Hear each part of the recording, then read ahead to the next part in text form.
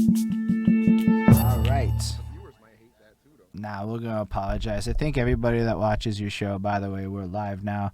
Everybody that watches your show, as if you look at the Twitch, is heavily advertised now underneath your name, is gonna know all about the internet situation that Willie Skandalz has coming fixed in the near future with a finite date, but unfortunate, or as people coming, but. But as you just witnessed, we are going to have some choppy internet worlds going on, but it should be all right. We'll live with it. We'll work with it. Meanwhile, welcome, Willie Skandalz. Welcome to the show. Everybody's here and excited for you, Willie. I'm excited to have you here.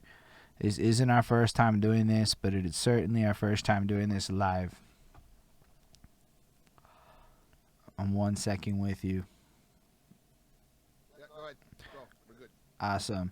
So yeah, it's good to have you back on the show. I mean, Willie Skandalz came through and did one of the longest in-person interviews. I think only CB Mac beat him, and not very many others did. He came through before it was super illegal. It was a lovely conversation before even the show evolved and stuff. So in a lot of ways, if you really want to go through a lot of the life story of Willie Skandalz, we really did cover a lot of it in the first part of it, which means we're going to be a little more loosey and flowy with this version of it as we go through it, so that y'all might know. My name's Holden Stephan Roy, and this is Bridge the Gap, the show where we take very smart people like Willie Skandalz, people who have lived lives and done things, and then we extract the knowledge nuggets from their existence and we share it all with the world. I know Willie knows all about it, as you can even see our logo up on his show, so we fucking homeboys at this point. We doing the thing. Willie's a huge inspiration to us, you know, because, like, for real, in case y'all don't even know, back when COVID started, the man launches this Kicking It Live thing. And that's why it's in the show there. If you have MP3s of your music, send it to willieskandals@gmail.com, and he'll play them live Friday night. And so, you know, as an artist, you see that shit, and you kind of go, okay. Like, you know, like, there's always a catch. There's always this caveat. There's always this thing. That's fair. So, yeah, there's always this thing. Willie's sound is low. Fuck me. That is a good point. So it's a good thing Willie hasn't said much yet. Willie's sound won't be low anymore. Yep. Oh, yeah. Now I got to turn you down on my end. We okay. Don't worry, Chris. You're going to hate this in the editing. Well, it's just because I was far from the mic, that's why. No, it really wasn't. It was because in my OBS, I was running your music through the same part. I have Zoom going, and I turned it all the way down. So it was all on my end. But Chris, Willie has internet issues. What's up, Julian? Welcome to this side of Twitch.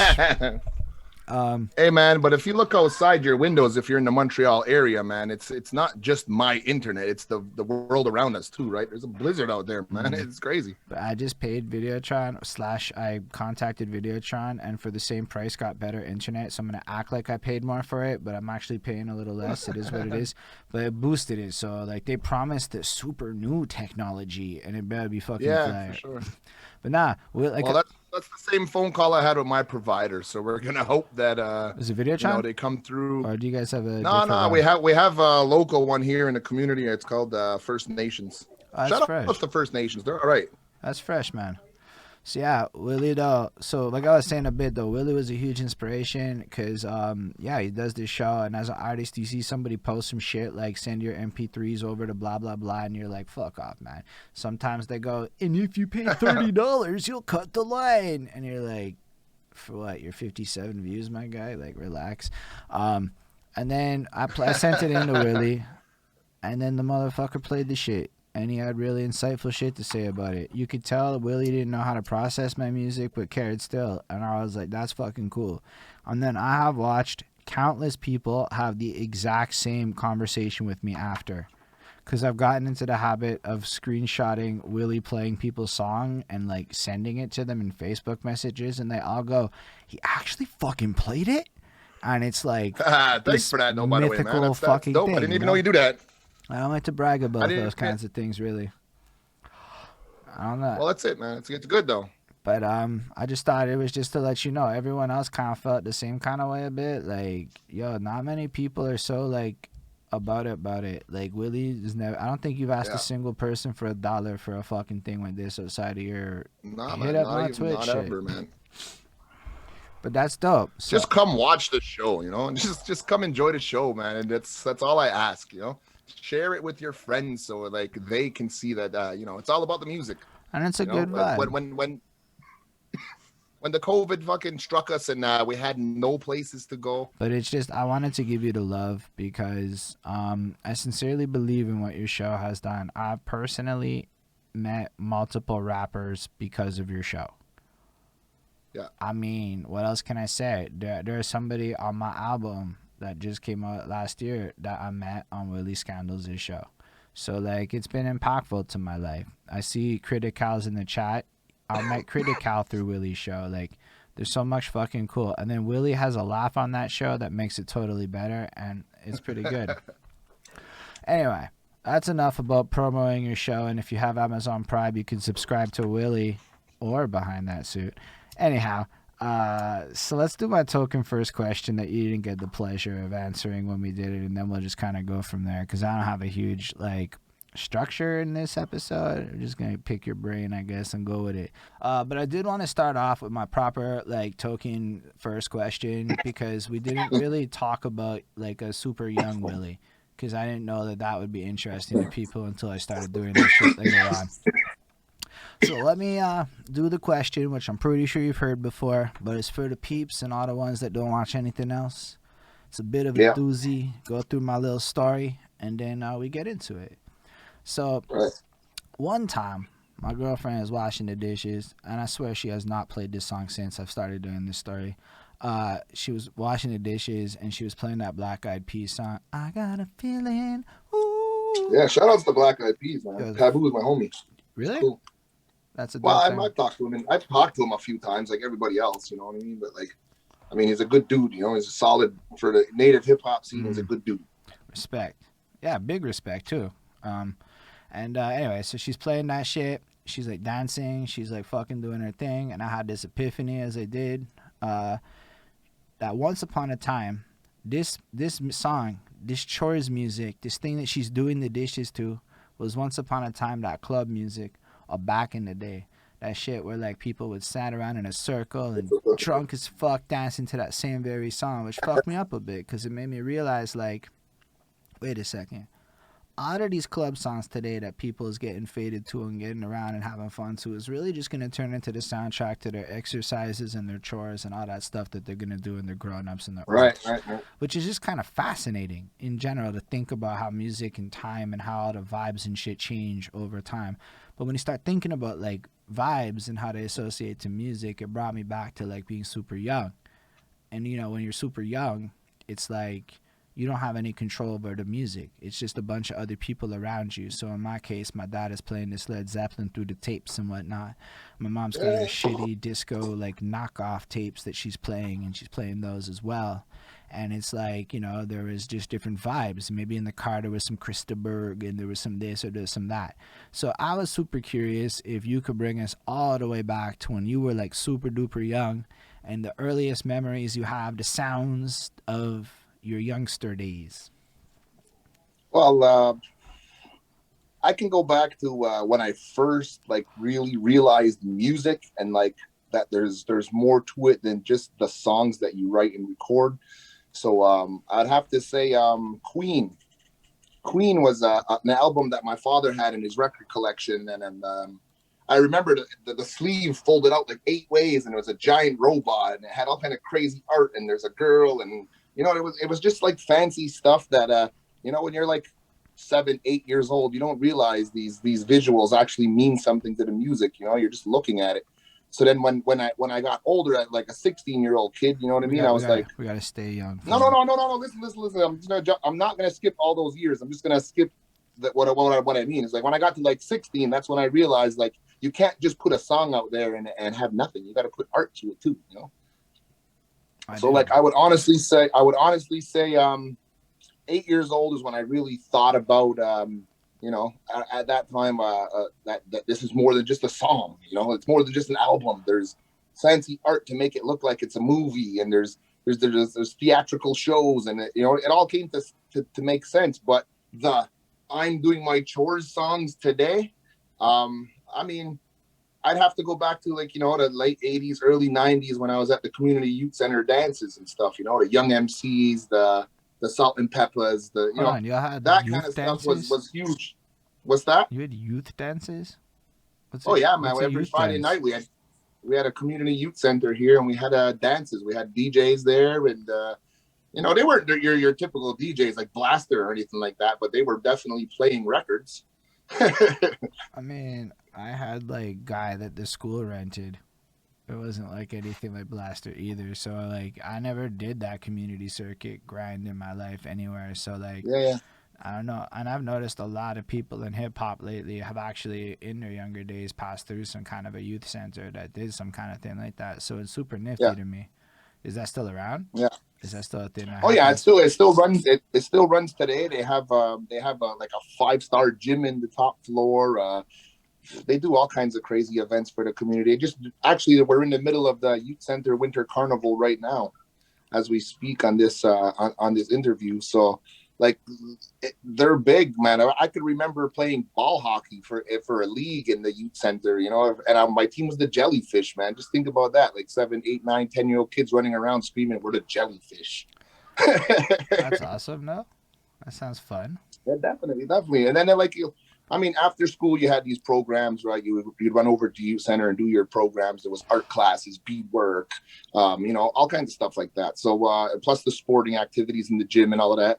But then, everything leads up to the dance on Friday night, and then that's where everyone gets the shoulder moves, and that's pretty much where you got your real introduction into like I can't just stand here because like I'm not cool as them if I just stand here. So like, and then so we start dancing and mingling with the ladies, and then you become a young adult to grade school, and but yeah, that was the community youth center here in Kahnawake. It was a huge part of our musical upbringing, definitely. So you're saying that like effectively at like a very group level, as in your whole community. Also, just why don't you describe what Kahnawake is for the people that don't know? Because I know that a lot of people do know, but just Yeah. so that they do know. Well, we're Kahnawake Mohawk territory. On the big picture, they call it a reserve, but we kind of turned that around and said, you know what, this ain't reserved to us if it's our original land, so we're going to protect it as if it's our territory. We try to keep as sovereign-minded as possible, as traditional to what is real in the modern world. And I'm just here to send a message, man. And the community I'm from is definitely a great place to be.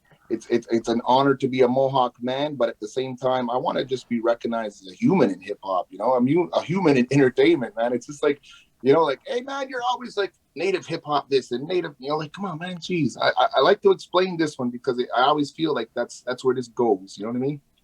Oh, I just said it because I wrote Kahnawake on the fucking video, and I Okay. figured maybe we should Okay. For continue. those that don't know, we're definitely a Mohawk territory on the south shore of Montreal. I'm literally a stone throw away from the Bell Center. I can get there in 10 minutes, 15 minutes. But it's a whole different world when you get on this side of the water. The laws change, the way we live, the way we act, the way. I mean, I find myself sometimes in your chats on your channel, and I'm like, shit, I gotta stop, man, because they have a different type of sensitivity on the outside of our community. You know what I mean? So it's like, oh shit, did I go too far? Like I have a feeling like sometimes I have that. You know what I mean? So I got to remember that we're our stern, straight up people, and we're a fierce nation. And sometimes I got to remember that I don't have to be that way all the time. You know what I mean? That's super nifty. And I mean that sincerely. Like, yo, for me, it's like, how often do I really get to talk to people about stuff that goes on anywhere that's not where I'm at, you know?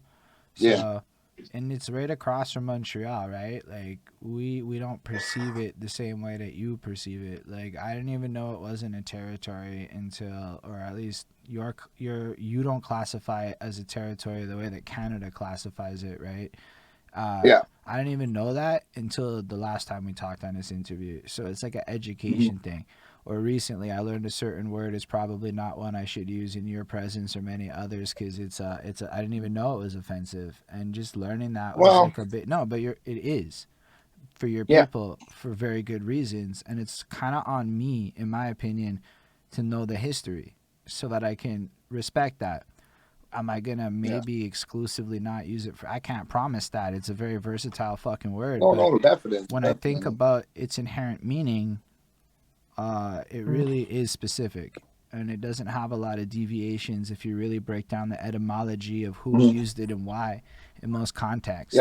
Even the context upon which it's used in hip hop is that it's breaking civilized norms. So it's like, Yeah. I get it. I understand why that's a bad word to maybe use. I'm not gonna use it here out of respect. If people don't, if anyone wants to know, holla at me after, kind of thing.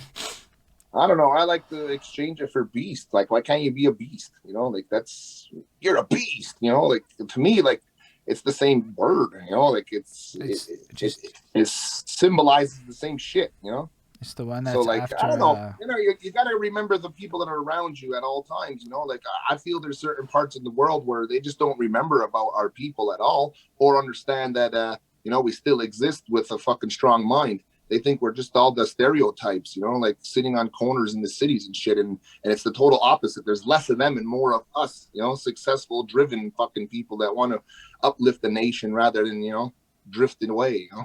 So, I mean, hey, man, you could go any way you want, you know, like for me as a 10-year-old kid during the 1990 Oka crisis and for at least the next 15 years of my life, that specific S word was a word of hatred. And I never liked it, you know, ever since. And I watched cops turn their backs. I watched, you know, soldiers use it towards women and children. So it, you know what I mean? So it's like, for myself, I can't hear that and not think that it counts for, like if I ignore what you're saying and I don't like, because it doesn't matter necessarily what. This is my stance on this. Y'all don't even have to agree with me. That's not really the point. My stance is, if I know for a fact that there are gonna be people out there that are gonna be bothered by my use of the word, then it's a different yeah, situation on the internet, right? yeah, I don't real. know how many. I know at least a few people in the groups that show up would possibly be offended by that word simply because of where they live. They're also in in their own communities. So it's Yeah, like, what is the benefit in that particular word unless I'm using it in some scholarly purpose upon which, yeah, maybe amongst the honky brethren of mine, I might drop a word or two to make the point, like, and try to, like, whatever sometimes. But even then, let's say you use something like ironically, like, yeah, let's be fucking real. I started saying shit like it's litty, bro, ironically. I started saying, I started saying, I started listening to fucking Gucci Gang to make fun of hey man, Chris, and now I listen to Gucci Gang, Gucci Gang, Gucci Gang. It's a fucking good song to me because so, like, let's say you do some fucking shit like use humor of hate or offensive shit even in an ironic context. I feel yeah. like you can subconsciously condition yourself into a desensitization that allows you to use that word casually way too easily, or any word or any idea. So I really appreciated you taking the time to, like, deal with that situation the way that you did, and then not snap at me like you wanted to. No, I like I said, man, I played sports at a high level, and at that time, becoming a teenager and going through what, you know, like from age 10 to like 13, man, that was a tough time. And becoming a teenager, an adult, or whatever you want to call it, at a professional level, if you want to look at it, because we were traveling far to play these sports, you know. So, and getting to these places, playing for a non-local team, you know, and I'm like, there's me and three other guys that are native on the team. So it's like, how did they even know? Did they go look in the score sheet and like, hey, these three are native, let's just, you know what I mean? It was just a tough time. So like, I I can't take that word. You know, it bothers me to this day. Like now, I've learned to control my temper about it, and rather drop knowledge than fucking fists. You know, Hey, so I want to pivot the subject on a very pointed way. Why did you wear pink today, Willie? it's the anti-bullying day today, man. It's every February 24th. We try to bring awareness to bullying. And then actually, I had a cousin recently that committed suicide because she was bullied. And here in Kahnawake, we honored her on this day by wearing pink throughout the community. So R.I.P. to my cousin Lexi. Mm. That's really cool. I don't know. I'm distracted. I'm not gonna lie. Julian has decided that he wants to be a little bully in my chat and wants to be a little tough guy. And I thought it was it just distracted me a bit. Like he first of all, it's offensive to Julian that people consume marijuana or something. It's also offensive to Julian. I've seen this in your chat.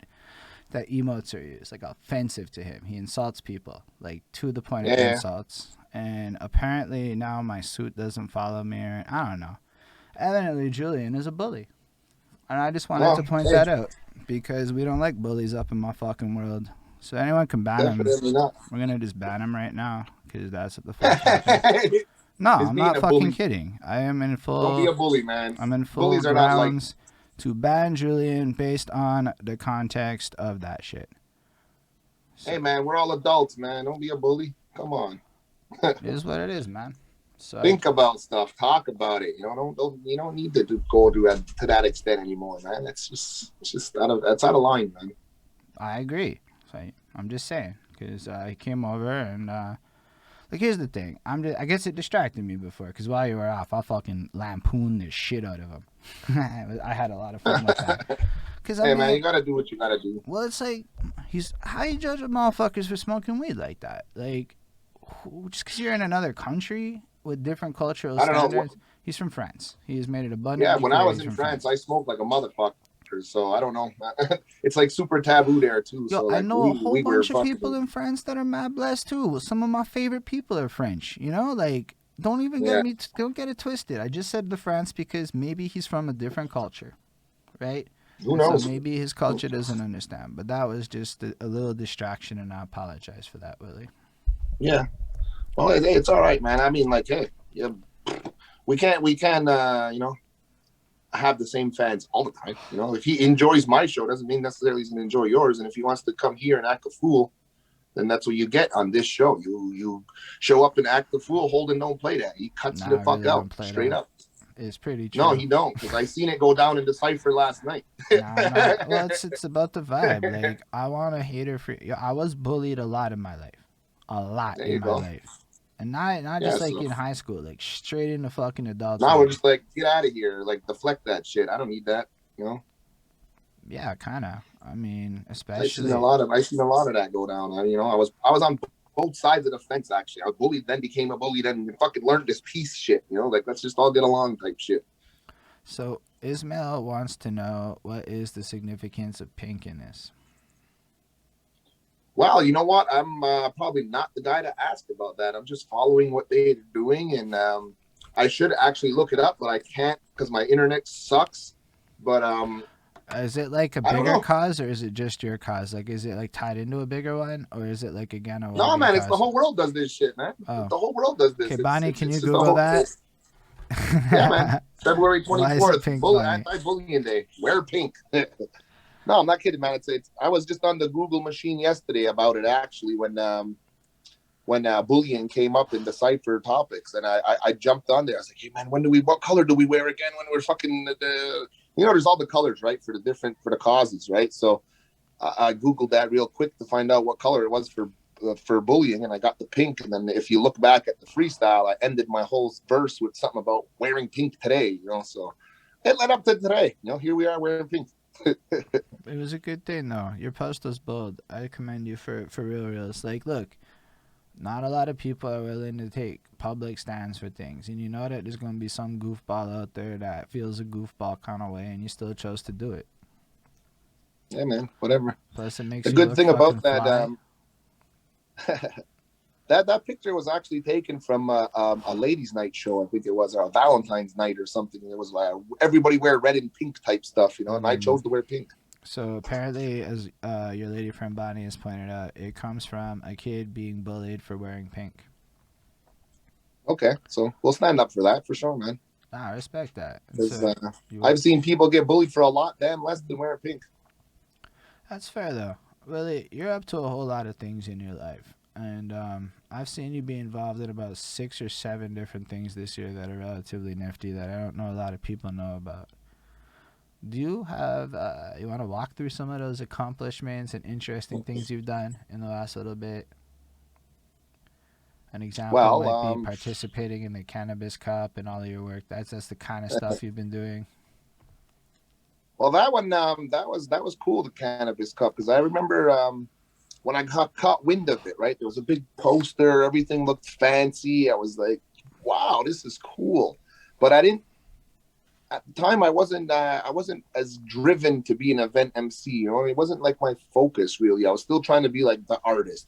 I know I could be an artist, but then this is 4 years ago we're talking, like I was still like thinking I'm going to be the next fucking Jay-Z type shit. So um and I thought about it. I seen the flyer, and as the days got closer and closer, because they were booking their vendors, they were booking their sponsors, and I seen the poster the whole time. I kept ignoring it. Finally I was like, you know what, I did about 15 shows as the host in the last 11 months or whatever it was, on prior to this event. So I was like, I got to hit these guys up and see if they have a spot for me. You know what I mean? Like maybe they don't have an indigenous MC for the show, So I was like, hey, took a shot in the dark and hit up the Indigenous Cannabis Cup. I gave them my resume. And at the time, I mean, it was impressive. Obviously, I was already into music over 15 years and all of that. But as a host, my resume was like local shows and like, a couple of out of town gigs here and there. But it wasn't as extensive as it is now. Right. And so they agreed, and I was like, wow, what the fuck, and this is like a month before the show. So now they're like, oh, can you send us a rider? We need you for 4 days. And they start giving me a list of Hold up. everything You they got needed. to like put out a rider? Oh man, yeah, for sure. What's that a Willie Scandals rider? I want to Well, know. the thing is that I've had it before. It's just like there was never opportunities never knocked enough for them to actually request it. You know what I mean? It's like more or less like, here, I'll give you my rider, and they just laugh at you. I understand So that. I totally do. But what is on the Willie Scandals rider? Does everyone know what a rider is? Why don't you tell them what that is? oh, well, it's your list of demands, man. The kind of things that you want presented to you for giving you them your services. I'm basic, man. I don't go crazy with nothing, man. Like it's a cannabis cup, so obviously you're looking at bigger prizes, right? Like I like to call them prizes because there's so much to offer at an event like that. It's not really requested, it's like simple things like obviously VIP packaging and access to things, hotels and travel expenses, and the regular So, get me to the show, take care of me so while I'm there, and let me get home. for you, that is regular. For a lot of us, that is not regular. So go through more of the things. Like, let's talk more about that. What it is to be on the show, on the road. What you need to know as an artist, because there are a lot of people that have. I've never sent a writer. I've never even fucking Googled what I should put in my writer before. That's never happened. So what? Like, talk a bit about that. Like, what should be there and what you care Well, I about. mean, if you're traveling, I base it on 1 hour. If I'm 1 hour away from home, right, on a Friday, I mean on a weekday, like a Tuesday, Wednesday, or Thursday, if I'm going 1 hour away from home, my prices are way down. Obviously, I mean, because I can go there and back in the same night and still go to work the next morning. I don't have to take no days off. But if we're talking like 16 hours away, like some Halifax shit or something, and airfares are completely out of the picture, well then you should put your rate on top, and then your travel should be covered, and your hotels and your food should be all covered if you're going that far. Mm. You know what I mean? And then like take a look at the sponsors on the flyer, see what kind of things, like, hey man, hit up the sponsors on the flyer and be like, hey, look, I'll rock your sweaters, I'll rock whatever the fuck on the stage. Then hey, maybe you'll get hit with some free gear. So there's a few things you can do that'll definitely help you on the road to get home. Like that sponsors thing is very fascinating. I don't ever really think like that. Like I mean, to be fair, I don't get involved with a whole bunch of shit that has sponsors, but that's gonna change for sure. Cause I think like I'm gonna look for more opportunities like that. But let's say you're in that moment, like I never would have really thought to contact him and be like, "Yo, what can you do for me, my guy?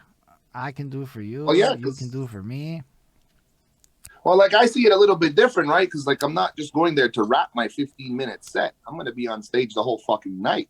I'm introducing everything that's happening throughout the evening and shit. So that's a whole different ball game. So as an artist, I mean, if you're gonna travel 16 hours, you shouldn't be doing just a 15-minute set. You know, first and foremost, you know, it should be a good hour set where you're gonna make sure you get paid a decent amount of money to leave your area for at least 2-3 days.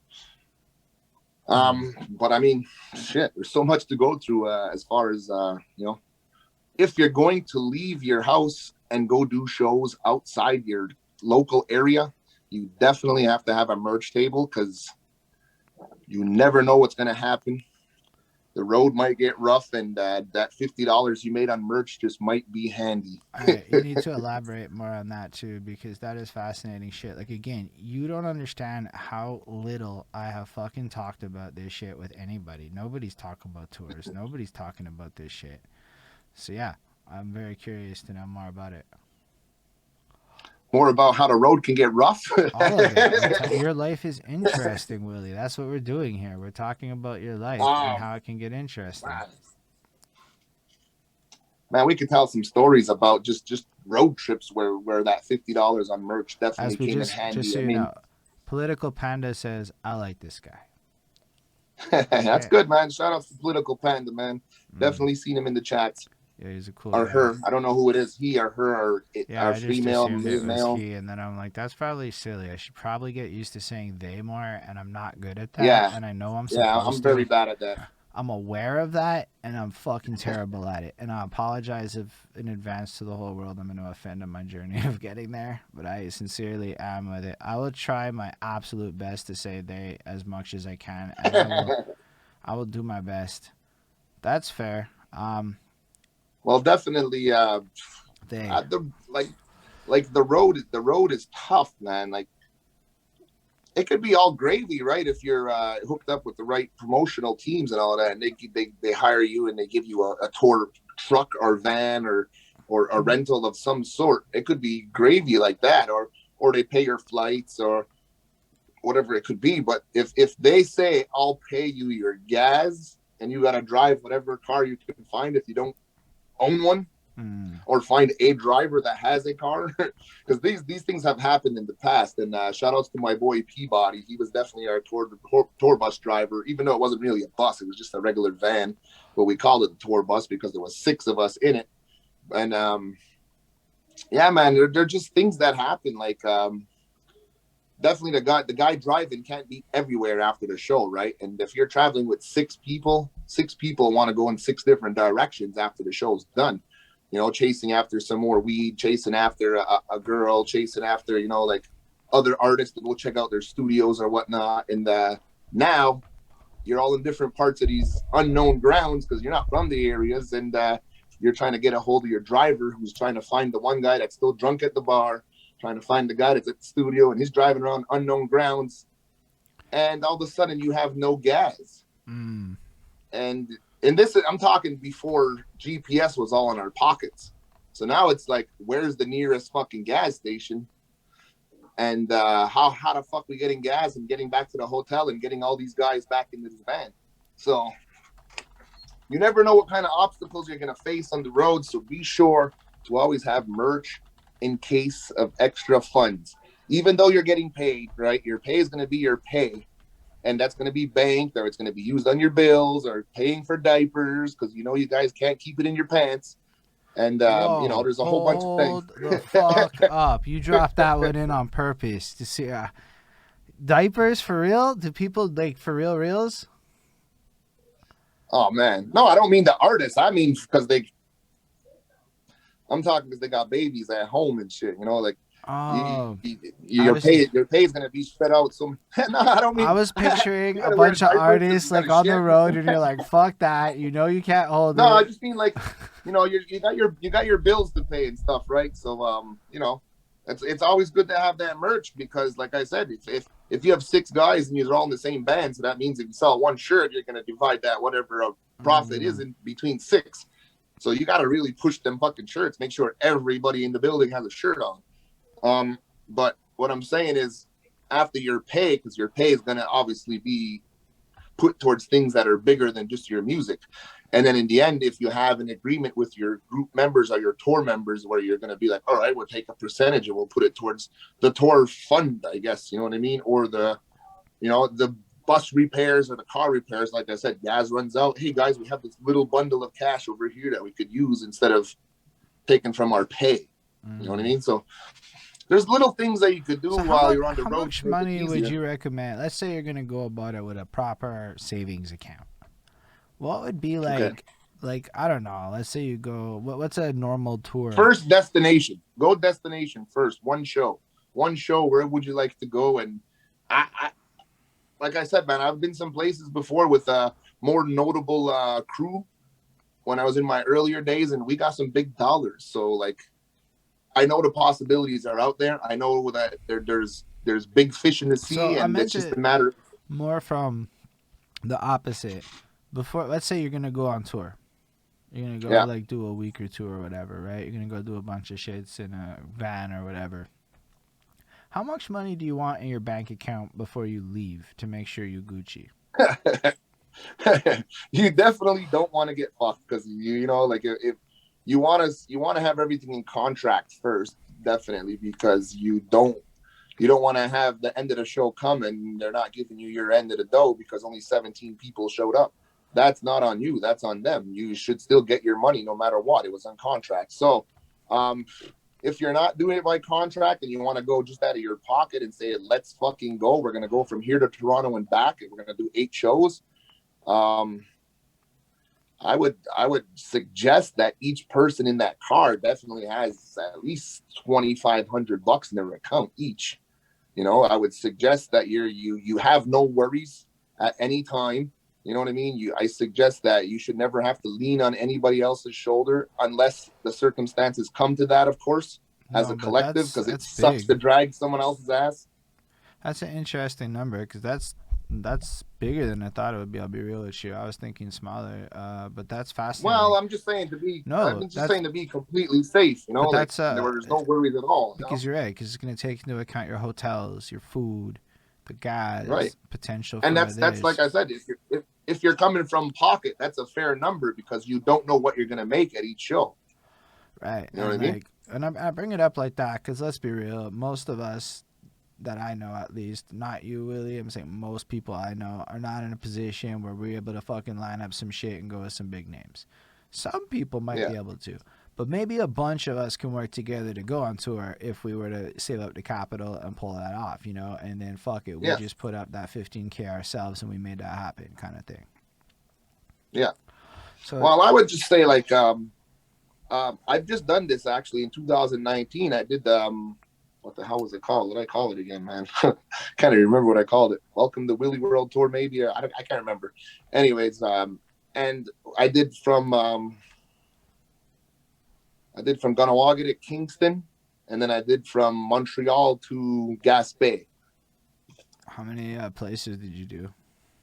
I did four heading that way and 5 heading that East Coast way. So that was 9 shows, and that was straight from my pocket. And I brought a couple of artists with me from the community, and a couple of headliners, and open, because I went as the MC introducing these people, and then I would do a small set, and then the headliner.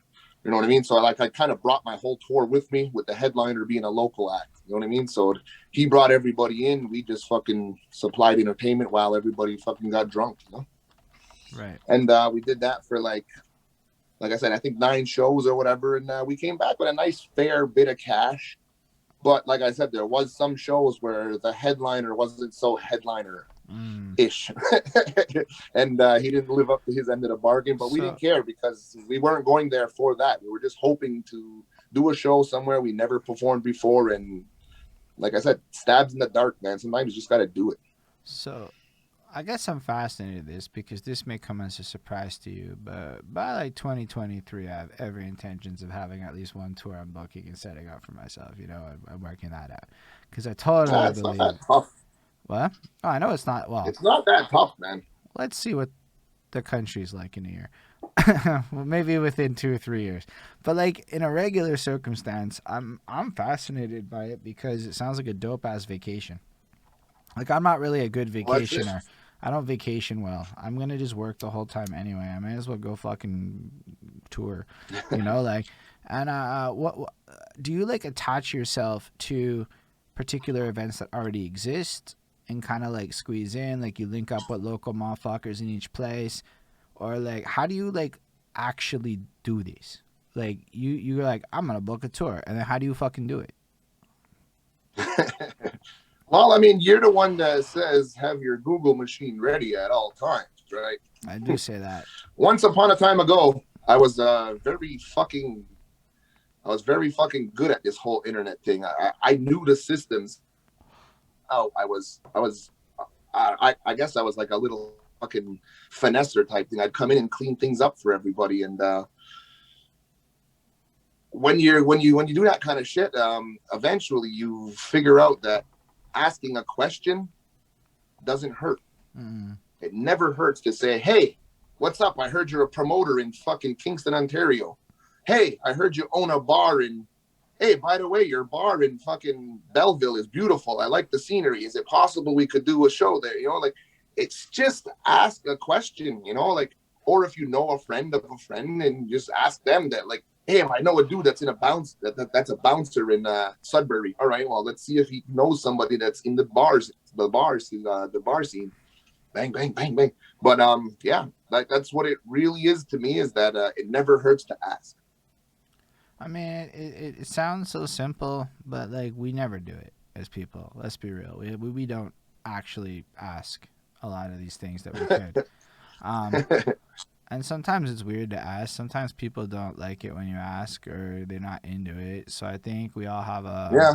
a few moments like even with asking for beats, I had to like somebody was like, "Bro, I don't make beats like that," and I'm like, "Oh, hold on, it's not meant to insult you, my guy." It was just like, "Look, I don't want to." It was the opposite. I'm like, "What if I don't include you?" And he's like, you have a point. I'm glad you included me." Well, there's something I've learned though about just asking too. Is right is showing interest into what they have to offer before you ask, kind of a thing. Like, I like your venue. Your stage is beautiful. How many events do you have a year? Is it possible that, like you'd be interested in hooking up with a band from across the nation that's on tour? You know what I mean? So now you buttered them up and you're about to pour the sauce on, you know what I mean? By getting the answer, and if you send 50 of those emails and you get 5 bites, then you're good because that's 5. And if they line up properly and the dots connect, then maybe you can make something out of that. And then, like I said, like Belleville to Kingston, and as we went down the line up to Toronto, all these small little towns, you might not think they ain't shit, but they got scenes there, man. People Yo, go out to Belleville events in is these places. lit. That's right. Like we went to Cornwall, Belleville, Kingston, Yo, let me all along let me that say about line. Cornwall. Cornwall's got a decent population of young people that have nothing to do in four Cornwall bars. sick. 4 bars in the And my whole. boy owns one of them. Yeah, and as Bonnie said, they've got money and they got boredom, and it's like how far Cornwall is from Montreal on the reals, Like 45 minutes. 45 minutes an hour. Yeah, tops, and that's like, and you're at the location, maybe an hour 20 when you stop at one of those little restaurants on the way in. Because let's be real, you see them, you get a little hungry. You gotta get it. The truck stops in, man, for real. I love that shit. But I mean, Cornwall's so close that like once you hit the borderline at Quebec, you're like 15 minutes from downtown Cornwall. That's true. My grandma used to live in Cornwall, so I'm quite familiar with it. Like we used to go a bunch. Yeah. I remember I bought a video game on a pawn shop on Montreal Street in Cornwall, and I remember it so vividly because there's a Montreal Street in Cornwall, and I'm like, yo, that's fucking. Yeah. There's probably Montreal streets all over Canada, and you just don't ever see them because we're in Montreal. That's for sure. Anyway, my Well, brain. shout outs to the Maison for sure, though. They hooked us up out there. Shout outs to my boys out in Ewa. That's the Elite World Artists. That's my homies out in Cornwall. Shout outs to Bearded Beats. He definitely hooks us up with some fucking dope beats. They're all my people out in Cornwall. Shout out Cornwall. I know it's not what anyone was expecting, but Cornwall's kind of blessed. Like, I don't know. It's. I've never like Well, you see, like, ever since the see for paper us, factory closed. Let's be yeah. real. Ever since it closed, I've never gone to Cornwall and been like, this place is awful. Nah, it's nice. It's like it's the nicest place in my opinion. See, Cornwall to us is we have a sister community just across the water over there called Aguasasne. So to them, Cornwall is their Montreal, right? It's like right across the river over a bridge. So they're always like, we're going to our Montreal, you know, and it's just like, the hell out of here. Yeah, no, there's very little comparisons. No, but that, you know what I mean? It's just like, it's an inside joke, you know what I mean? Like, But I mean, it's a good example of the small town markets. Like I talked to this guy, who Iron Solomon, I think it was, and he was talking to Macklemore before Macklemore became Macklemore. And Macklemore was saying, bro, don't ignore the small town circuit in Seattle, my guy. These college kids, this whole vibe, they're going to give you love. They're going to buy that merch. They're going to do those things you want them to do. Don't everyone else ignores them. Don't be the guy that ignores them. So he didn't, and it was a good move. And he got lots of love. And let's say it's hard to do it as an Anglo artist, but if you can find a way with a bunch of French artists here to do small town Quebec, I know for a fact that as a promoter and shit, you can pull like 3 to 4 G's on a night in like a small town in Quebec. Like no lie, $20 tickets. Definitely, and then it's fucking full. Definitely, I believe that because when I did the End of the World tour in 2019, that's exactly what we did. We hit all the small towns along the East Coast, up leading right up to Gaspé, and they all came out, man. They got nothing to do. You're in the middle of a cove town. There's 170 people in the community. They all go to the show. And then like you add on that from Montreal, which means something my God. outside of They're Montreal. natives from 5 hours away. Wow. Well, Why are they here? I mean, for you maybe for like the let's say the more Canadian side of life, trust. If you go to small town Quebec as a Montreal artist, it's like a big deal. Especially for sure. Because like if you look at the Quebec French side of the scene, it's like this closed circuit LA thing that they got going on. Yeah. Where, like it's really nifty to watch. Like I think they're thriving. I mean, straight up next week, Quebec will have a hip hop show. Have you ever been out east? I went to New Brunswick once Okay. when I was real young.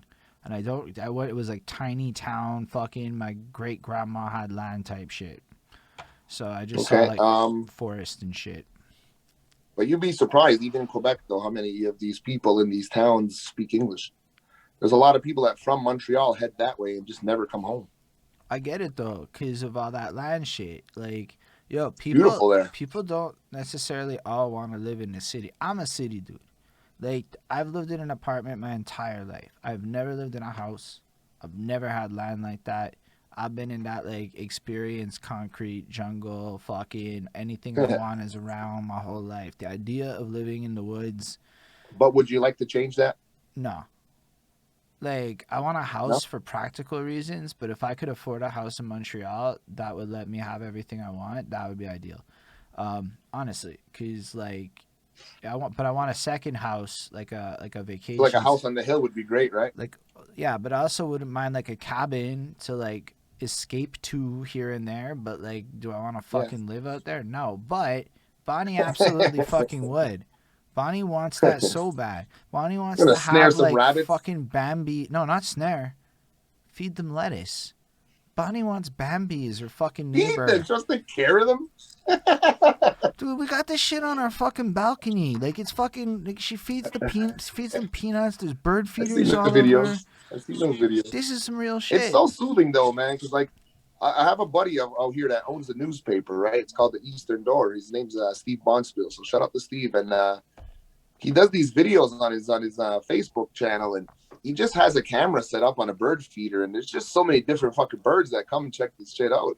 Myself and my granddaughter, we sit there and we watch this stuff. You know, it's like so like calming and Nah, relaxing. It's like look, as much as I like hate on it, I mean, you watch the birds for a while, and like you realize those are the same three blue jays, and then that each of the blue jays has different personalities, and then you're like, okay, they're like cats, but they're birds. And I mean, blue jays are fucking smart and shit. Like they're really, like to the point. I can't even believe I'm saying this. She's gonna. So how many different species though have you seen of birds? There's like 11 on our backyard. Like no lie. So that's cool. Like you There's get to see all the different fucking features and shit, man. Yeah, there's like 2 kind of woodpeckers. There's the little fucking fluffball chickadees.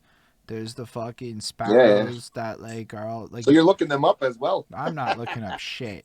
I just want to have sex. How do you know all their names, man? I want to have sex, Willie. Trust. You want to be able to be like, oh look, it's the sparrow thing. But it's cute because she like sits in. Yes, cardinals come through. Blue jays. You get male and female. Do we get male and female cardinals, Bonnie? I think we do. I think we get both. There's definitely crows occasionally. Starlings come through for real. Starlings are fucking creepy. Have you seen starlings though? For real, they're miniature crows that show up like a fucking Alfred Hitchcock movie for like about 37 seconds and then they leave, and it's like haunting and shit. Then what else is there? There's raccoons. They show up once a year, but they show up once a year to raid the fucking squirrels' food. It's actually kind of funny. It's Labor Day weekend. Around Labor Day weekend, we now know that that's when the raccoons are hungry. Then there's the squirrels. Yeah. Well, they hibernate kind of, right? They're nocturnal and they hibernate a bit. Yeah, and then the squirrels compete for the peanuts with the blue jays. But this blue jay literally heard a crow, and then it made a crow sound, and then the crow talked to the blue jay, and I'm like, you know why I know this? Because Bonnie gives me like literally 6 updates a day. But she's so into it. Like, she's so fucking into it. Like, I'm not hating. Look, like, she loves this shit. So for her, going into the woods would be like, now Bambi's there. Now all this other shit's there that isn't, like, in the city. It's not like that, though, right? You don't just walk in the woods and Bambi's there. You gotta, like, fucking wait days sometimes for Bonnie's Bambi gonna fucking Google what food do deers like, and then fucking put that the apple tree, man. And then fucking put that shit out, and then wait for it, and then I'll catch her, and she'll be like, I spent 6 hours waiting for the deer to show up. That is a realistic thing that could happen in my future one day. Dude, you never believe this though. One time, my boy out in Cleveland, we were staying out in Cleveland for a little fucking getaway to record music and stuff, and he's got this big property, 9 acres of land, and apple tree at the end of the land. All the deers come up and feed at the apple tree. So he gets this idea. He's a big dude, like 6'6", 280-pound guy. He gets this idea that he's going to go hide in the apple tree. And when a deer goes there to feed, he's going to jump on its back and kill it, to eat it. Mm. I told him, I says, are you stupid? I don't care how big you are, how strong you are, how fast you think you are. That deer is going to make you look like a little boy. So he climbs in the tree, prepares to do this. All the deer are underneath the tree. He's ready to pounce on the deer. His wife comes out with an air horn, and they all scatter. And his dreams were shattered. But he attempted to take a deer down with his bare hands. That's great. That's pretty crazy. I just have to say it. Political Panda actually does have deers in his field, and they will, in fact, eat all your apples. And maybe if you get the right field, Bonnie will just get lucky and have a deer that wants to eat her apples. And you know why? Because Bonnie will fill up a bowl with fucking apples every day if it means the deer will come back, okay? And then all of a sudden we'll have a $300 trust. If we have this house, we probably have the budget for the fucking apples, okay? I'm not even going to lie. That will just be factored into shit. No, you just plant the apple trees at the end of the property and they'll come. I will find a place that has apple trees then. I don't fucking know. I never had an apple tree in my backyard or some shit, but I suppose I never had a backyard. So for me, it's like, I don't fucking know what it is to grow trees. We got to get you a backyard. You're gonna have to come chill here in the summer if everything clears up, man. I'll show you a Yeah, backyard. lots of places. Yo, dude, I'm gonna be the most social fucking butterfly the second I can. Maybe. Depends on what my Twitch channel looks like at that time. I might like have to take vacations, take off a week to go be a social butterfly for 1 week. You have to go live mobile phone style, and that's not gonna be fun. Oh, I don't know about that. I thought about it. I thought like, yo, what happens if like I travel one time and I go somewhere else? Why can't I just fucking vlog that shit? Like, yo, fuck it. This isn't your normal, but obviously I'm not there. Mm-hmm. I'm certain people wouldn't mind watching me do some shit like walk around a city I'd never been. Well, actually, now that we're on the idea of fucking traveling and like possible ideas and all of that, I was thinking that what we do here, what you do here, is all possible at a show. Yo, I We can agree have with you you. set up. I could have you set up like that, and the concert All of behind it. you, and you could be doing all of this. But it's even to that It's end if we do it right with the so right. now it's another piece to add to the fucking puzzle of the rider. No, but for real, that would This be. guy comes with me, and this comes with me, and this So comes with I'm me. waiting for actually one signal to really move on that. For reals. I'm waiting for either Joe Rogan, Joe Budden, or one of those motherfuckers, Drink Champs, any one of these. Once one of them books a tour, it's game on. The market is ready. Yeah, So if you yeah, for don't see sure. one of these big motherfuckers doing it, I don't know if the market's ready for that tour. And I don't want to be a pioneer like that. My guy, check it. It gets even better, right? So then we do this shit, and then mid-interview, you bust a little 1-2 set. Yeah, Get back. Well, we'll that's what figure I'm out the saying. structure. So, or like instead of it being like the same shit where like I play the music for an hour in the beginning, it's like a concert, and then after that, it's like this In the is the after background, it'd be, party. Nah, like anyway, there's a million ways to manifest it, but I absolutely. like the chill before the interview, right? Is you with the show going on behind you, and then when they're done performing, they come sit with you and be interviewed while the next guy's performing or whatnot. You know what I mean? That's the ideas are endless, man. No, but I I think fucks about with you these on things that. all the time. No, but that's a really great idea. But it's even like I want to go like full on. Like we do this on tour, as in I go city Mm-hmm. to city to city, and everywhere I go, I interview a motherfucker, and it's a show, and we sell tickets at the door for that motherfucker. All the things, Yeah, and you get this yeah. 4-hour fucking conversation where I'll have some vape weed or whatever, and like we just run it. I mean, we'll have to see what the legal status is. It'll be in places where it's legal everywhere I go. Yeah, definitely. And that's another one that's not too hard to ask. Like, hey, can I get some cannabis for this tour? I'm sure When these I get to days. this city, can I get some in my mailbox? No, but even to that end, if you pick the right cities, you can just flat out be like, "Yo, can y'all Just cop pick me an up each ounce?" one. Like, and I don't even Yeah, mind. man. Like, I don't even mind going by myself to some of these stores. Like, yo, I'm gonna go be like a poor ass 2 Chains and buy a Kahnawake and smoke that and pretend like I'm premium. For real. Yeah, why not, man? If I'm like, yo, I feel like with the way Twitch is, the way the future goes, it's creepy, but I could more or less probably turn anything I do in my life into content at this point. Well, yeah, for sure. That's kind of what I've realized this Twitch thing. The other day on a Sunday, I had a whole shitload of laundry to do, and I was like, you know what? I got this alien cutout I introduced a couple of months back on Facebook that people might remember, and I was like, it was for the 420 show, I think it was, and I was like, you know what? I'm going to do something. So I propped him up real close to the screen there, made it look like he was hosting the show, and I streamed for like 10 hours and gathered up about 4 or 5 new followers while doing that. So I was I like, couldn't figure out what you the know, fuck you were doing. I think I rated you while you were doing that. I'm not gonna lie, and I'm like, yeah, what the fuck is this? But I also didn't leave right away. yeah. So I was like, is this a guy? Yeah, it's not bad. You could do like puppet theater with Willie. Well, it was just like, because like I wanted to play all the music that was sent in for the last 10 episodes, right? Before I do the top 10. And it was a good way for me to review all the songs while I was doing laundry, right? And by me propping that guy up close to the camera, you couldn't tell that I'm actually sitting in a laundry room and not a recording studio. Honestly, I thought it was a cool idea, and I think that. Well, I mean, it might hurt your channel view average just on this the sense around that, but I also But think we're so I got far. followers off this. So I I'd thought it say was cool. no, it's not a bad move. Like, and I think these are cool things to also discuss, just because I like stats and metrics. But like, on the one hand, it's like what's more important, and then when as you say you got followers off of it, I'm like, yo, that's actually more important because the chances of us hitting partner in the next 2 months is, let's be real here, that's a big one. We're getting close. Partner is Definitely getting 75 close. average. Average though. That means Yeah, we're pulling 150s on a regular.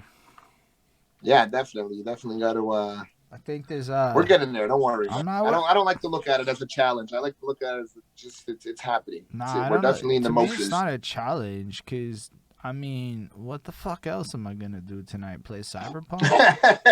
And that's how I feel about a lot of this. Like, listen, that Crossroads cipher is kind of like fun. I laughed a lot yesterday. I don't remember the last time I laughed that much. But I haven't looked forward to freestyling like that on the Crossroads since I was on Off the Hook Radio on CKUT. When we were the booth dogs, man, I would literally be nervous all week long waiting for Wednesdays to come because I didn't know who was going to show up. And I knew every time that I was there, the competition was going to be tough, you know, and we were all shining to get on that mic because like we called us the booth dogs, but really it was like the mic hogs, you know, because once you were on, you tried to go until the fucking beats were over, until they switched it up, or until someone hung up on you and said, someone else rap now, you know, like, but the Crossroads definitely brought that hunger back, the urge to want to shine next week again. You know what I mean? Like it's I don't know, it's on my mind all week. That's all I gotta say. I feel like the first like 2 weeks, man, I was a lot more nervous, and then I realized yesterday that like, you know what? I think I'm just getting better at this. Like, just to find these flows, and just to kind of keep it running. And I'm like, yeah, I could probably, if I had a good run, go for like an hour. Like, it wouldn't be a good hour. It would be a really bad hour. Yeah. But I could do an hour. Well, if you notice, like when it's my turn in the shuffle, I kind of like to like go to like 12 to like 16 bars because like while I'm waiting for my turn to come around, I'm thinking of a really good entrance bar and I'm thinking of a really good exit bar, and then everything else in between is like whatever the fuck happens kind of a thing. You know what I mean? So why do you do it like that? Um, what's that? No, I mean that's super interesting. I don't even do that at all. So why do you do that? Well, it's just because you want potency, right? You want people to be like, whoa, when you're done. You don't want the, hey, who's next? You know, you want a reaction, man. I used to be able to memorize like easily 12 bars, you know, like while waiting for my turn. But like, I smoke entirely too much fucking pot nowadays to fucking remember fucking 6 bars. So a lot of times I'll think of 2 really good lines and I'll use them for beginnings and ends, and then, you know, just try my best to remember it for the ending. I feel like I have like no good bars in terms of a conventional sense, but my whole minute and a half says some shit, and that's fucking dope. Yeah, definitely. You're not. It's not that you don't have good bars. Nah, You're not using your punchline moments. dude, You rather hit those. Nah, I mean, I have no punchline moments. I was thinking about this because I'm like, yo, I can just switch into French way more easy than like people that are like caring about punchlines and humor in their bars. And I'm like, it's simple to me because I don't actually try to ever do it. I've got like probably 20, 30 Yeah. punchlines in my whole catalog. I'm more or less write my shit like it's an essay. And Well, that's it. That's what I was just about to say. Is that you care more about the words that you're saying rather than what the words are. The words are how the words are punching. You know what I'm saying? yeah, Like a like lot actually. I could listen to Snoop Dogg and then I could listen to Chino XL. You know what I mean? And say they're both dope. But I think it's just interesting because like I don't think about music like that. So when I hear you bring up like the fact that you have to come on with this, because I want to get better at things, you know, like I want to be more impressive and shit. So Yeah. understanding what people do with it is nifty. Am I gonna care about my first? Probably Well, not it's like anytime soon.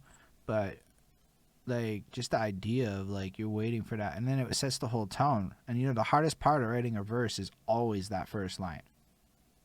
At least for and me. your endings, right? Mm, well, because I'm writing like an essay, right? So I know what my ending needs to be. And then when I get to the end, it just makes sense to me. I don't know. I'm not that worried Yeah. about the last line on a verse. Sometimes I'm like, that's kind of weak sauce. But usually I overcomplicate and then I can't anyway, so I have to tweak it later. But Mhm. I find it's just the first one, and then I know what the whole verse is about because it's like an essay to me. It's like I see a chorus like a thesis statement of an essay, and then the verses are like this argument to support your main thesis. Upon which I use fragmented abstract grammar to kind of do some shit that probably Yeah. is weird to most people.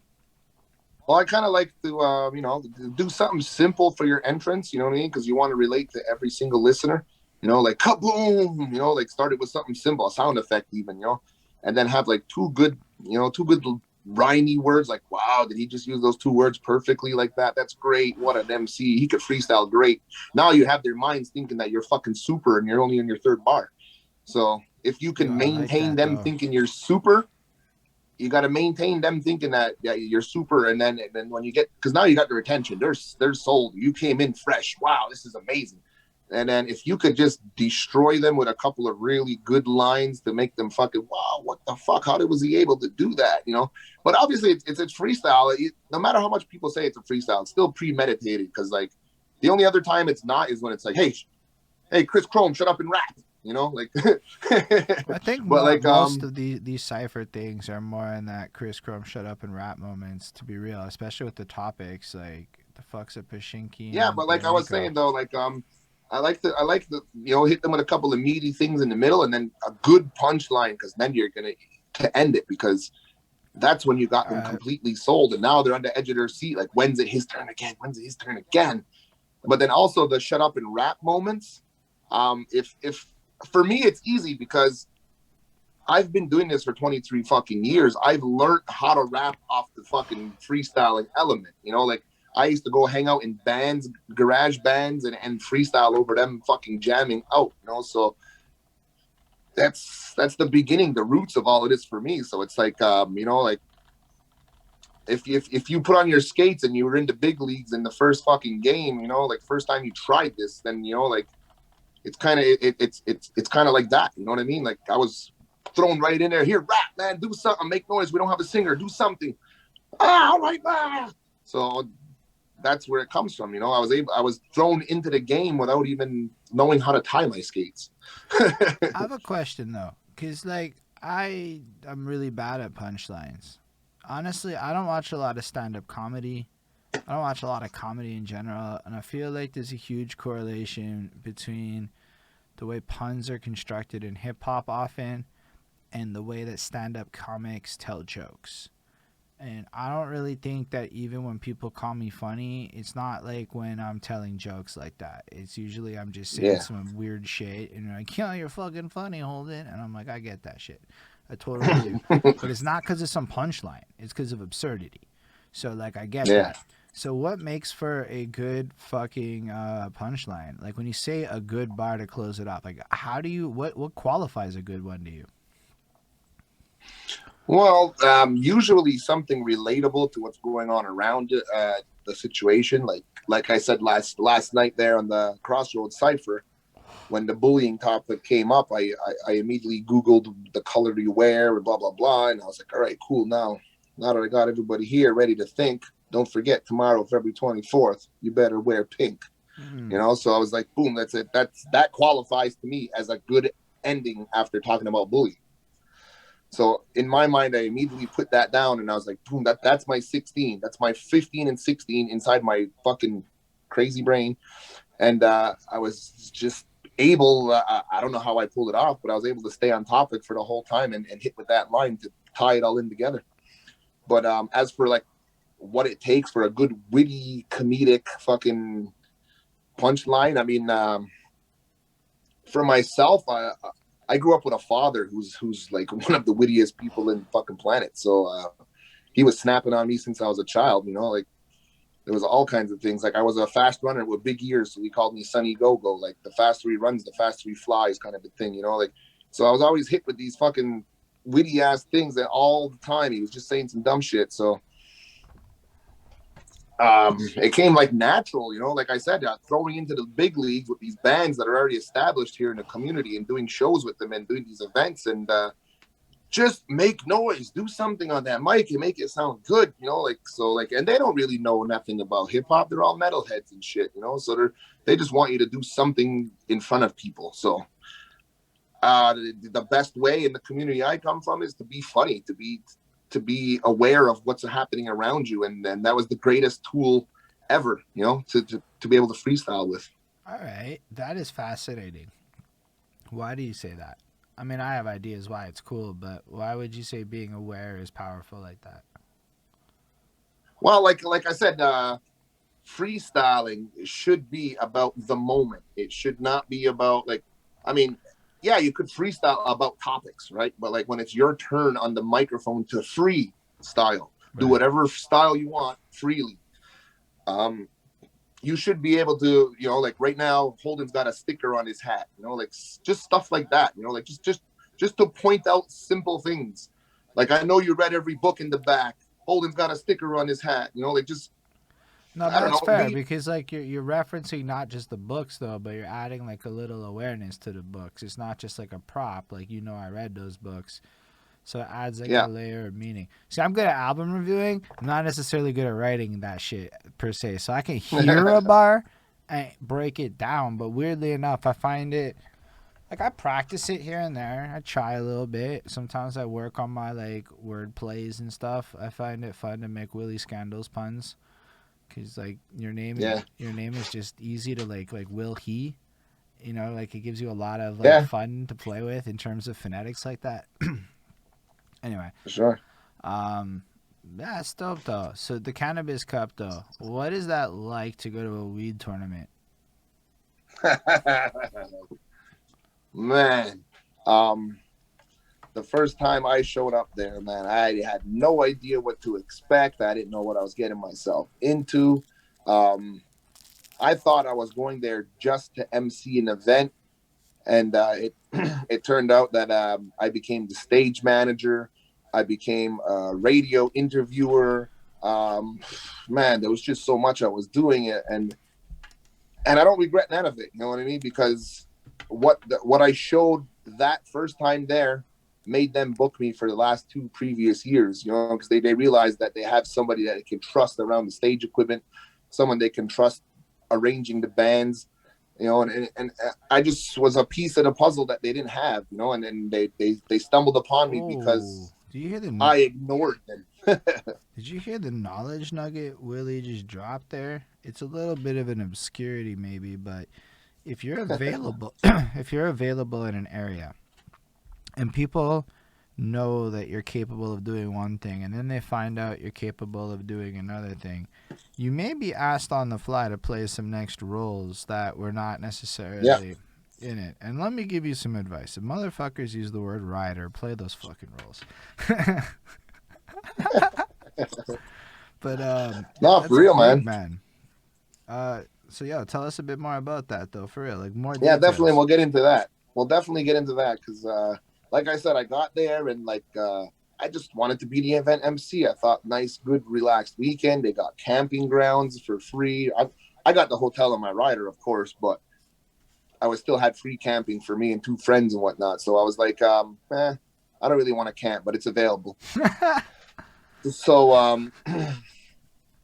we're there for the weekend, and I thought I was just gonna go have an enjoyable weekend, you know, out in Tynanega Mohawk territory. And it turned out that I mean, it was enjoyable. Don't get me wrong, but it turned out that I had myself in kind of a mess, man, because I had to do all these other different things, and it became. And the crazy part was because the stage was set up in a big ass field, and to get to the tents where they were holding all the interviews for all the workshops and all of that good stuff that they supply information for at the Cannabis Cup. It was across a whole field, like 250 yards. So like now I'm running from here to there, back to the front gate to get in touch with the other organizers. And it was like a giant triangle of like 750 yards each trip. You know what I mean? So like, and this is the first year. So Mm. I'm thinking now like, this is crazy, man. This is what I got to expect. So like, as the day went along and I was like, fitting into the motions of everything, and everything became smooth. You know what I mean? Now I'm in the matrix. You know, everything's just going fucking right,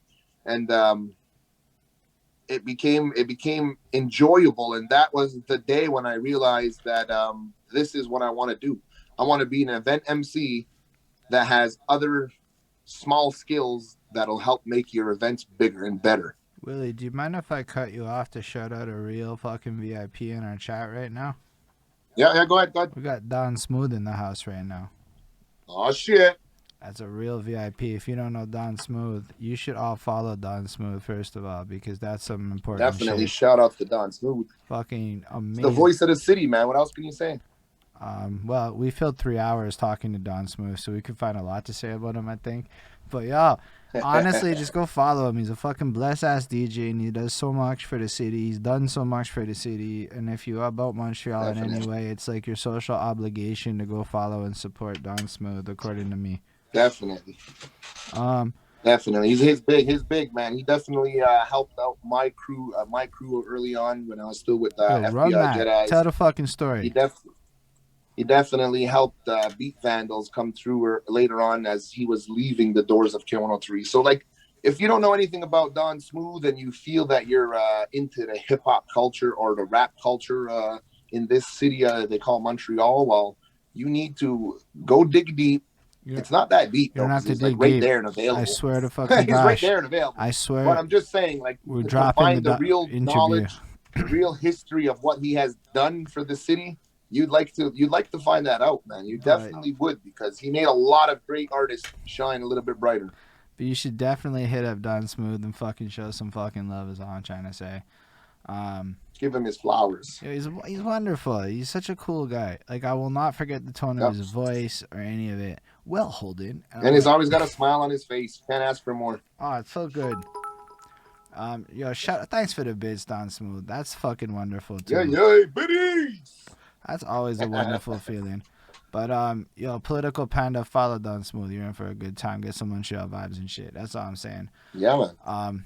Anyway, back to you, Willie. So you find out you want to do this shit. When did you first do the Cannabis Cup? What was the first year you did it? That was gonna be 4 years ago now. But I mean, as far as like knowing that emceeing events and hosting and all of that was my thing, I was doing it prior to that, but it was never like, you know what I mean? I never realized that, wow, do you know how much I can take advantage of this industry by being able to do this shit? Like, as just a rapper, it's hard to fucking get shows. It's hard to fucking get anywhere, really. Like, you really need to know people. You know, you better be really willing to pay out of your pocket. You got to, there's a lot, man. And that's when I realized that the Cannabis Cup is what made me finally realize that there's a lot of fucking money out there to get. I had a similar epiphany about being a rapper versus to maybe playing some other roles in life in terms of pursuing different ways to grow. That's all I'm trying to say. Yeah. Like, yeah, definitely. It's you know, I don't ever throw the MC part into my back pocket. Obviously, when I'm at these events and they book me as a host, I'm gonna throw a fucking set in there. I'm gonna rap, I'm gonna freestyle, I'm gonna beatbox, I'm gonna do something to show that I am hip hop while doing your wedding or your birthday party or your whatever. But let's go like a whole different direction with it. I gone to way too many shows where all I had to do was fucking stand there until my 15-minute set. I would rather be fucking busy the whole show. I would just rather have shit to do that's like making me feel like I'm contributing to it in some way. I want to be the motherfucker running. Yo, there's too many times shit has not gone right by my perception, and it's like, yo, let's just do it. And then at least if it's wrong, I'm the one that fucked up. I can live with that. Yeah, yeah. You know, you could ask around all the local scene there in Montreal, because I've dealt with a lot of artists out there, from CY to Mike the Rapper to Travis Bryant. I've dealt with all these guys, right? And I've hosted them at shows. I've brought them on trips to other cities, and they know that I run the show the way it's supposed to go. I keep everybody active, even if you're on the sidelines and you feel like you're not counted. You're counted. The light is shined on you even before you're on stage. I make sure everybody in the venues know every single artist by face and name. you shine the light on the dude, like, as he comes up to the stage, like, a old timey, like, yo, because I'm watching the Marvelous Mrs. Maisel on, like, whatever, right? And that's what they do with the comics back in the day with the open mics. And I don't really think in many shows I've seen that level of theater brought to it, but that's a fucking nice move. I like that. Yeah, man. I mean, that's it, man. Like, it's it's the old way of doing it, I guess, because like nowadays, like you just press play on a fucking laptop, right, and you perform rap songs. So like, for me, when I was at a show, growing up, it was a DJ and an MC hyping the crowd until the next act comes on. You know, like you have a fucking job to do, man. You got to make sure everybody I've done stays that before. right in front row. I did that once. I hosted a show, and I did that. I was the dude that came up. I had to think of some bullshit to say about people I'd never heard of before on the spot. That's it, man. For real. For real. Sometimes it was bullshit, and I knew it in my soul, and I had nothing to say. Oh, he's got cool pads. I swear I fucking said that at one point. Like, that's how level of whatever.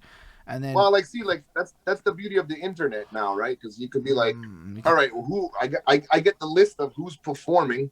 I mean, if it's not my show and I'm hired to do the event, if it's my show, I know who's on it. But if it's not my event, I get the list. Right, then we can Google their names. We can go on SoundClouds and or wherever the fuck they like to go on YouTube's and all of that. You get their names. You listen to a song or two, get a good vibe for them. Check where they're from. You know, check out little tidbits about the artist. And this way, like when you're on the show, you don't have to bullshit. You know, you don't have to lie. Well, this was also like many 15 years ago when the internet wasn't so like reliable. Let's be real. Every 2012 when like, you know, nobody had links to anything, and not that's everyone was fucking organized with their socials and shit. Half these people operated like the internet didn't exist, so like you literally couldn't Google some of these people. And then you meet this guy, and his name is absurd or whatever, and not literally absurd, but like you look at it like that's a preposterous name. And then you look at the guy. I don't mean it like judgmentally. It's just like you're giving me nothing to work with here, my guy. Like, yeah, definitely. That's kind of like look, Willie Skandalz as a name has a branding level to it, right? Like you get Willie, so there's a sense of fun to it, but you're also a dick because it's a Willie. That's what I fucking take from that shit, right? Just like symbolic, right? When I hear that Skandalz, you're it's not like a negative. It's not a negative word per se, but it's a bit of a ruffian or wild. You might cause a ruckus here or over there, you know. So like you hear that name, and I can bullshit for fucking days about what a Willie Skandalz is, because that name gives me some fucking personality to work with. You know, and then like some names are just like, yo, did you go on the internet and hit a random name generator? I don't know. Maybe it's because I also don't understand it. I don't want to act like I understand everything. There's all sorts of shit that motherfuckers might be like, bro, you're just dense as fuck. You don't know. And I know that I don't know. And that's also facts, okay? But like, if I'm in that role, I just got to work with my knowledge set is all I'm saying. Yeah.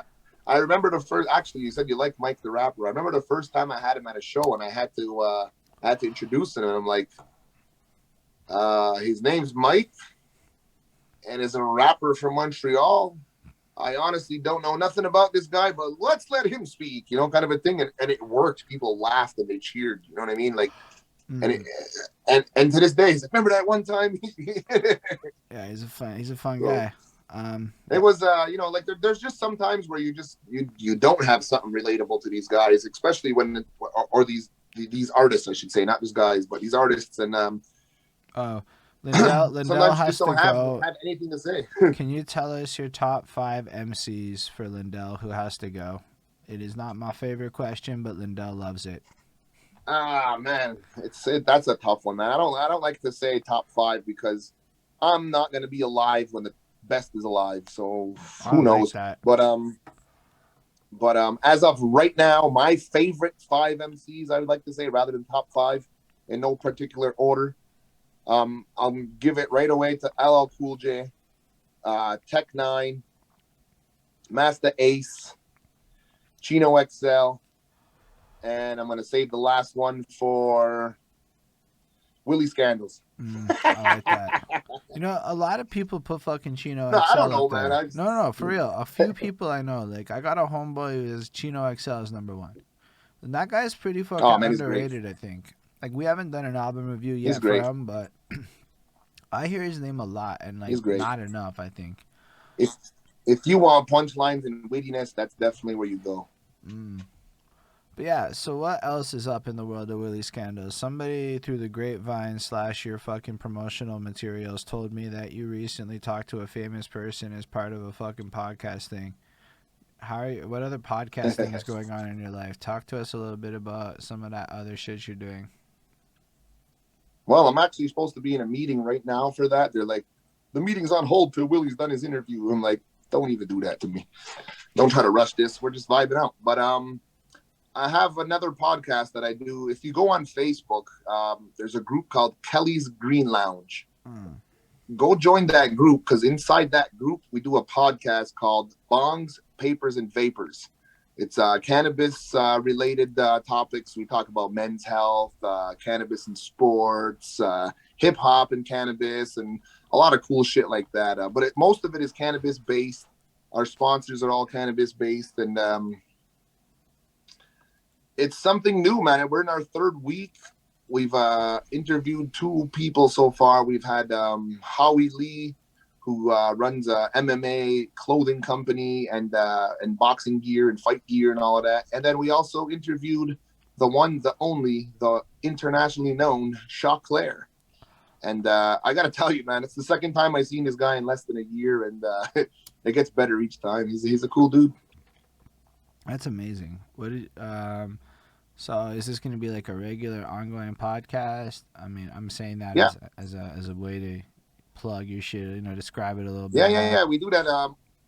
We're going to be doing that on Thursday nights at 9 p.m. Eastern Standard Time. Like I said, that's at Kelly's Green Lounge on Facebook. You got to join the group, be respectful. If you're a dick, you get tossed, like Holden said. And that's just the way it goes, man. We want peace. We want unity. It's cannabis. It's not fucking crack. So, bring the positivity. I don't need none of that bullshit. Hey, man, a lot of positivity comes, a lot of negativity comes out of crack. Shit. People get robbed, shot, stabbed. That was amazing, though. It was just so, blunt. I don't ever make that comparison in my life, but I feel it. I guess, depending on where you're at, maybe it's more... I don't even know nothing about crack. I just thought it was funny. All I know is I moved on to Elmhurst one time, and it only happened one time, and I swear it was the fucking day I moved to Elmhurst. I was Elmhurst St. Jacques, and I walked up onto the fucking street, and a motherfucker asked me if I knew where I could get crack, and I had this moment of, what the fuck? It had never happened in my entire life. It has not happened ever since, but it was 2 a.m. Yo, do you know where you could get some crack? I'm like, do I look like a person who knows? And I'm like, what is a person who... And then I realized I don't know fucking anything about that shit. But this person thought that I knew at that... And I was much more clean looking than this, I promise, okay? Man, that was a moment for me. And then it never happened again. I know one time I walked into Goldie's and they were definitely smoking crack. And I walked right the fuck out of Goldie's and I had a panic attack. Did I just smell crack like that? Because it's got a smell, you know what I'm saying? Did I inhale while I was in there? Anyway, so I fucking missed that apartment because it was half my rent. Oh shit, right? No wonder why. Oh my gosh, I missed that. No, it's clean the fuck man, up, it's man. one I time lived there for in, fucking 4 years. Ain't a shit freaking bad thing happened to me one time. It was a wonderful place to live, except for a rat, and then we left. Oh yeah, definitely rats will make you leave. This one time out in Kansas City, we're out there for Scribble Jam prelims, and we're walking in the street. Actually, no, wait, it was Minnesota. We're walking in the streets in Minnesota, and we're in the streets there, and my buddy's like, man, I need to smoke some weed, man. We think we can find some weed out here. I'm like, yeah, we'll just go look in the streets there. We'll go walk up down the block, ask a couple of people, I don't know, fuck, why not, right? You just gotta ask. So my buddy asks somebody, and the guy goes, yeah, come with me around the block. So he goes around the block with him, and I go, oh, you got to leave your boy here, but come with me around the block. So it's like, all right, cool. He does the transaction, comes back. We get to the hotel to take the weed out to bust it up, and it's fucking crack. That's he's like, I didn't look. He didn't let me look. He just gave my money, took my money, and just handed it to me. I didn't get a chance to fucking check what it was, and I just walked away because he was acting all crazy. And fucking Christ, we get to that hotel, and there it is, crack. That's serious. That's my only crack story. Yeah, no, I've never encountered Shout it. outs to Minnesota. Minnesota is like your shout outs. I want to go to I would have like Scribble Jam's dope is where I was going with that. That's a fucking cool thing to have been to. Um, Yeah, so you have your podcast. You have Kicking It Live with Willie.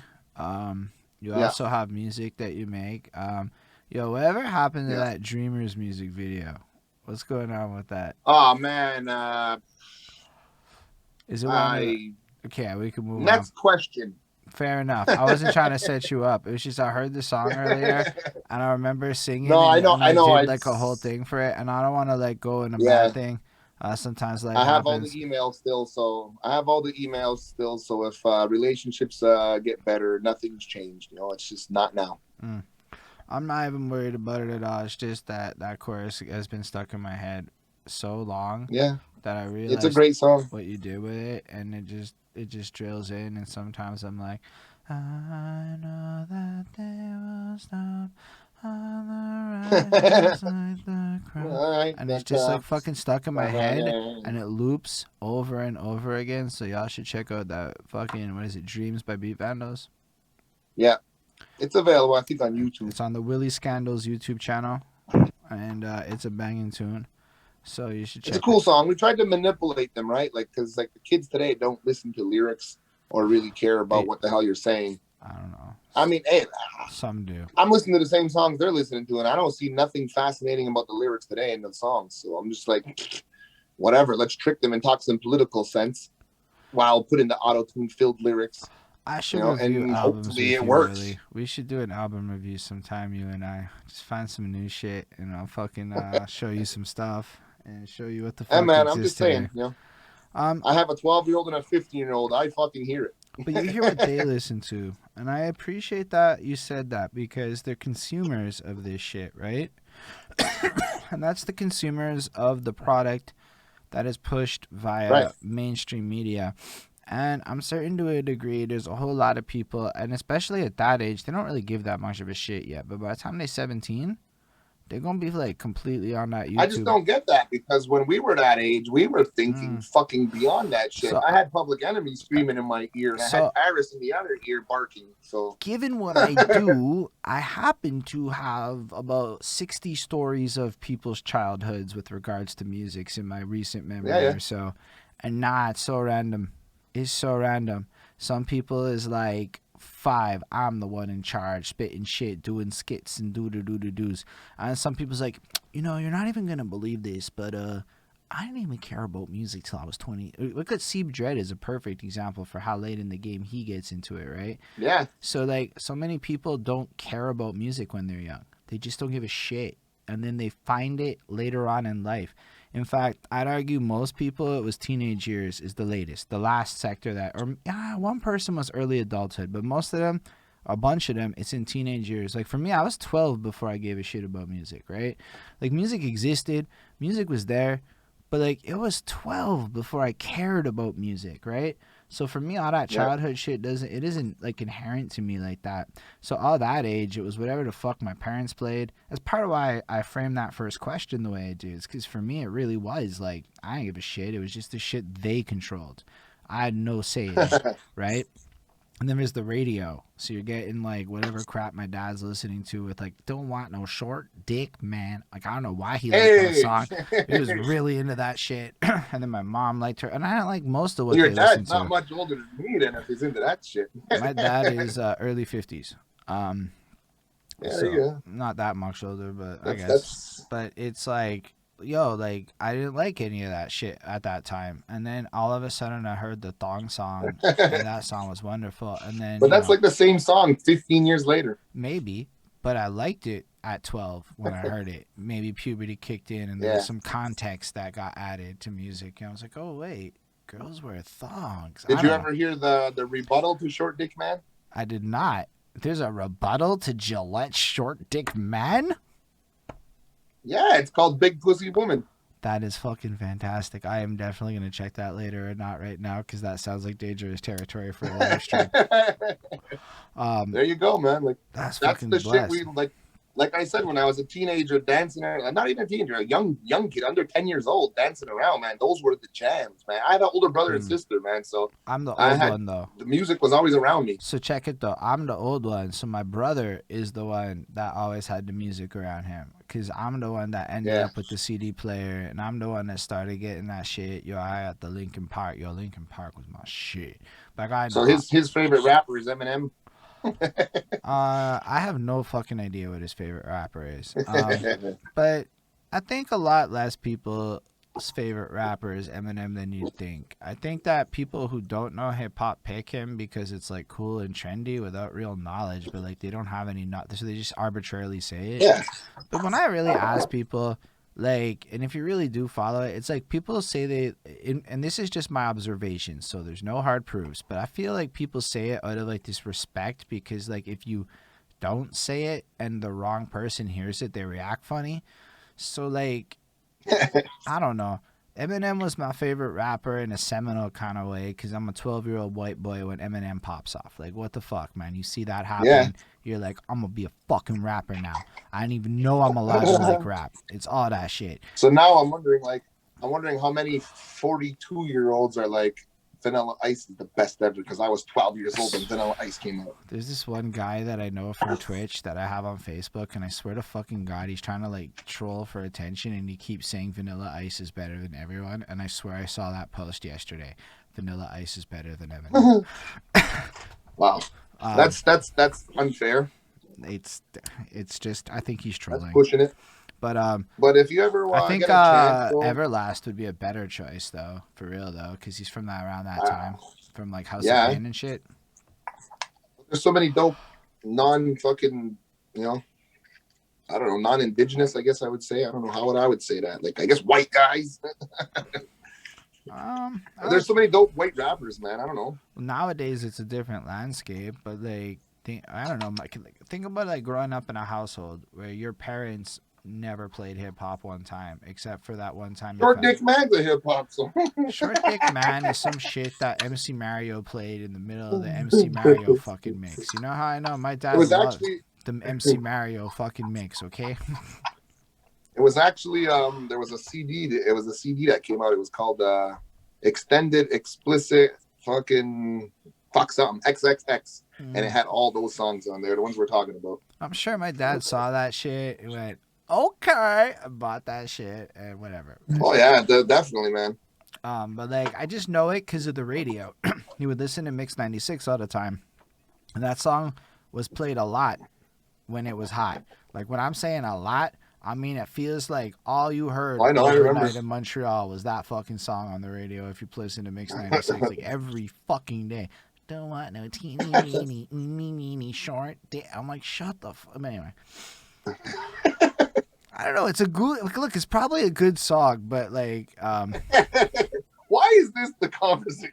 I don't know. It popped into my head. It's funny though. It's good. It's good though because it's timeless. If you know the song, man, you're like that shit's timeless to our generation, man. Like I don't hate the song.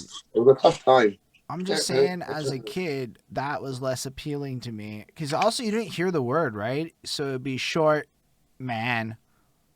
Yeah. So I know it now, and I'm saying it because as an adult. But imagine you don't know what the word is too. You're just like, don't want no teeny weeny short, man, and you're like, okay. Anyway, we can move on from this. So what? Your imagination didn't work. I didn't necessarily perceive music that way, right? At that point, it hadn't been unlocked. I was at that point super into books, and it was writing already. So I was already able to write a fucking short story that could get published in that. Like the EMSB has this for all seasons bullshit where so I got published in that motherfucker twice in elementary school. I got all over shit with my writings. I would impress motherfuckers with that. I would write like 3-4 part stories that would span essays in creative writing classes. Cause you're the fucker that was winning. I used to go to all kinds of fucked up shit like that too. I don't remember what the hell the things were called, but I'd always get like scouted for these fucking awards and all kinds of shit, but I'd never win them. I was good at that essay shit. I didn't necessarily win a lot of things. I definitely did some things better than other people. Such like public speaking was one I crushed. Like a motherfucker. I owned public speaking in high school. I only got good at that later. on reading and writing. I wrote I wrote a 23-page handwritten 23-page short story for like a 600-word essay one time because I felt passionate enough. Dope. Like I was that motherfucker in school. So music wasn't really the priority until like puberty kicked in, and then high school. Later in high school, I was like, "Yo, I'm gonna do this," and whatever. But it isn't like at like 5 or 8 or 10. I'm thinking that way about it. So that isn't like my reality for reals. But I like to say, youngest son, I think your kids will inevitably get better tastes, and then have great tools to find out what the fuck they like. My youngest child's already been published as a poet, so like he's already passed everything that I've ever done. So I'm like, your writing skills are better than mine already, man. So keep doing that, and hopefully it helps you out in life, man. That's dope, but like it's not that a far stretch to go from like poetry to busting out some raps one day. What kind of music do your kids listen to? Ismail asked that a bit earlier. Oh, man. Ismail, I didn't even read your comment, so I didn't forget. I was holding on to it because he's gonna say just anyway. Let's go on.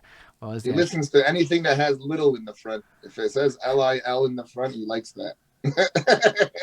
Does he listen to Lil Bow Wow? I don't think so. That's a little bit past his generation. Lil Fame? I don't know. I think I've heard of a Lil Fame.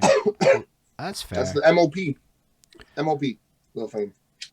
Fair enough. I mean, I don't know that I like all of that shit, but I bet if we sincerely sat down and listened to that shit and pretended we were young, you would feel different about that music than you did before we had that experience. You would know. No, I definitely vibe to it when he plays his music and shit, but like it just doesn't have the same feeling to me as, you know, as like say a Tribe Called Quest or like a De La Soul, you know, like you feel that kind of music, man. You could feel like you're there sampling the records with them kind of vibe. But I guess another difference is, like, as a fan, I've never been loyal to a genre. I'm like everything. So I feel that shit in many kinds of music. So like to me, like I had that experience where at first I tried to qualify melodic trap and shit with my hip hop narratives in my head and my rapidy raps and shit. And then I started thinking about it. I started thinking about it a little bit more like, yo, these kids is just singing and shit. The fuck am I applying the same rule set for? And then I started thinking about it more like, this is just the new rock shit. Like, yo, I can't get good emo music anymore unless I listen to Lil Peep. He's like My Chemical Romance to me. Like, it gives me that feeling and shit. So, like, when I go listen to some of these dudes, it's not really hitting me the way Griselda's hitting me, but it's hitting me the way other genres are not giving me. And that, I think, is super interesting because it is still in that realm of what we do. And it's fucking blessed that it's almost like it's taking shine from other places and sucking it into the big universe that hip-hop is amalgamating into. So, like, when people call it evolutionary, I see it like that. Like, these kids aren't trying to claim what we're claiming. Definitely. Like, they don't see it like we see it. It's we that are trying to, like, we don't see it the same. So I don't even use I call it melodic trap. I stick with that. It's pretty clear. It's melody over trap. That's like dope. That's exactly what it is. It's not mumble rap. They're not mumbling. It's not even, in my opinion, we couldn't even consider them hip hop or MCs for that matter. Some of these cats is MCs though. You see them on a stage and these real MCs for reals. Some maybe, yeah. I watch a lot of their live performances, man. I was just watching a show. I can't remember what it was called here on Twitch. And there was a couple of dudes that were like, I can't remember the guy's name. Little Skies and he's a good one. Fetty Wap or something like that. They were all right. But there was a lot of times where me as an MC watching the show, the microphone wasn't even on his mouth and the words were coming out in the song. And I can't stand that. That's my turnoff moment. So that apparently kind of thing, you know, like it's perform the motherfucking song. I gotta. Why do I gotta sing it for you? Because apparently a lot of these television shows force it on the MC and it's not their choice. That's something I learned recently. So especially if it's live. Yeah, but you still, as an MC, you should never put your mic down. Your mic should never be facing the ground. That's like rule number one. Your mic should always be like a performance level. They're faking it poorly. Yeah. I accept that. I like what you're saying. That's an interesting thing. That I can accept as a grievance. They're faking it poorly, and you don't like that. No, that's not cool, man. That's, if you're gonna call yourself an MC, even if it is But they an MC don't. of trap To music. to be fair, No, I know they don't. That's they what we're don't call saying, right? That themselves they that, don't. right?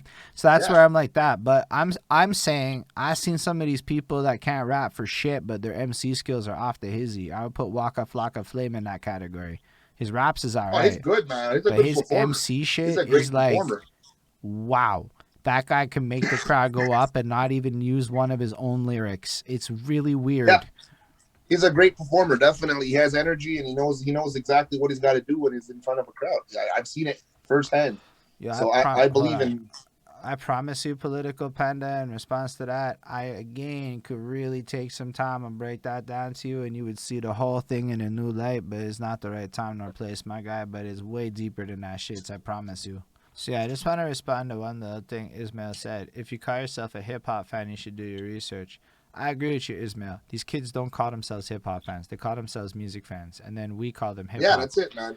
I don't So, even think they are music fans. I think they just like their genre, and that's what they stick to. so like, We can't even say these But kids. It's just that genre. no, but I Because mean, those like, guys are I've older talked too. to like a fair number of people about stuff, and I'm not gonna say a lot of kids, but I've now talked to in the Instagrams a bunch more, and I'm like, at least in the world of artists that I talk to, yo, like they seem really well versed in shit. Like they seem like they really have spent the last 8 years on YouTube watching everything. Because that's what they did when they were young. Your kids aren't teenagers yet, so they haven't quite got to that phase. But once they hit Yeah. teenagers, I mean, what would you do if you were 14 with YouTube? You'd fucking sit. So I know this guy in Scotland. He's like 20, 21. And over the last year, he has sent me every motherfucking genre of music as he's discovered it. And get, yo, do you know Johnny Cash? Yo, do you know Nine Inch Nails? Yo, do you know? And it's like, and then hip Oh hop man, of all I'd eras. totally mess with that, dude. I'd be like, I'm Johnny Cash's But nephew. that's like Shit, yeah, I know my him. experience with most young people. They just seem to be like discovering all eras of music at once like a malleable sponge. So it's like why do they need that like label and shit, right? That's some shit we're doing. That cuz keep in mind, I'm on this like I want to be like a youthful person in my soul again. I don't want to like subscribe to things that I think are like culturally problematic to my success in what I'm trying to do. So I have to be like open fucking minded. And when you really listen to them, all they say is, "That's not me, my guy. Stop it. Listen to me. I'm trying to impress you. I do like your stuff." All of them would fuck with our music. We just don't even like have the conversation most times. We just choose, and I mean this generally because again, I Yeah, for real. remember being this dude. And it's like, yo, I talked to the 17-year-old and he taught me an Instagram marketing tip, you know? Like, that was big for me. I had to humble myself the fuck out. I like to think I know a thing or two. So if a 17-year-old is making me take notes, it trips me out. It makes me feel weird. You know? I hit you right up immediately when my son came through and showed me how to do things on OBS. I was like, what the fuck? You got this knowledge and you're not sharing it with me from the other room of the house. Like, what the hell's going on, man? I said, we need to fucking talk more about this kind of shit, you know? And since then we've been, it became like a common fucking topic, you know? And I So bet within you the your household. son is going to come up with better ideas on how to use OBS than we will, and we should just leverage his fucking creative young mind. You know what I learned about kids? They don't really think about money in their complicated schemes. So their No, that's ideas are definitely not. way better than ours because our ideas have the influence of budget. We get so imagine we just trusted kids with no budgets to give us ideas on how to save money. You know, like that's blessed. I want like an army of 20-year-olds feeding me creative ideas now. That is my new dream in life.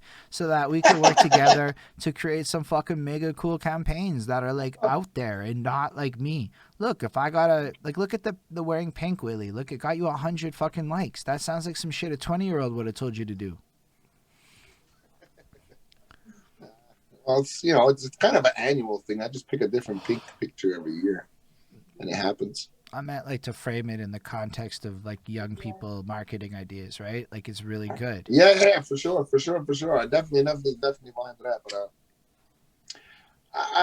But it's crazy. Like they do it without, like you said, without any there's no warning sign. There's nothing to fall back to. It's just let's do this. Let's try this. And he came into my studio and he just pointed at a couple of things and I was like, the buttons were right there the whole time.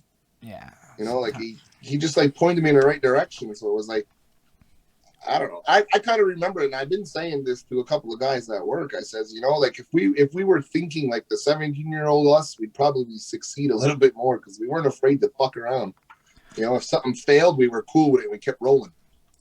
To respond to Ismail, I don't know when the next young artist interview is at this time yet, but I will figure that out after when I get to it. Because I stopped booking. I've been like passive booking. Like if something pops into my lap, I'm booking it, but I haven't actually tried to book a person in weeks, and my schedule just slowly keeps moving. So I'm like, if they ask, and the next young person that hits me up and goes, "Oh, I want an interview," that simple. I'm not really like, people have scrutinized my lack of vetting, but I'm like, yo, how is the dude who like has 5 songs ever gonna get a chance to talk if everybody's worried about how successful people are? So it's that simple. Just hit me up and don't be annoying and recognize this is like a 3-hour fucking thing. Like, don't fucking. A couple people are like, I'll give you an hour, and I'm like, that's not good I don't enough. know how to do it in an hour, my guy. It's gonna be weird. Like that one when Maloney when his phone died, I felt like we had just started. Like it's like you're having sex and you just start going and then it's over. And you're like, but now I'm ready to go, and then like it's done. And that's how I feel. It's gotta be like an experience,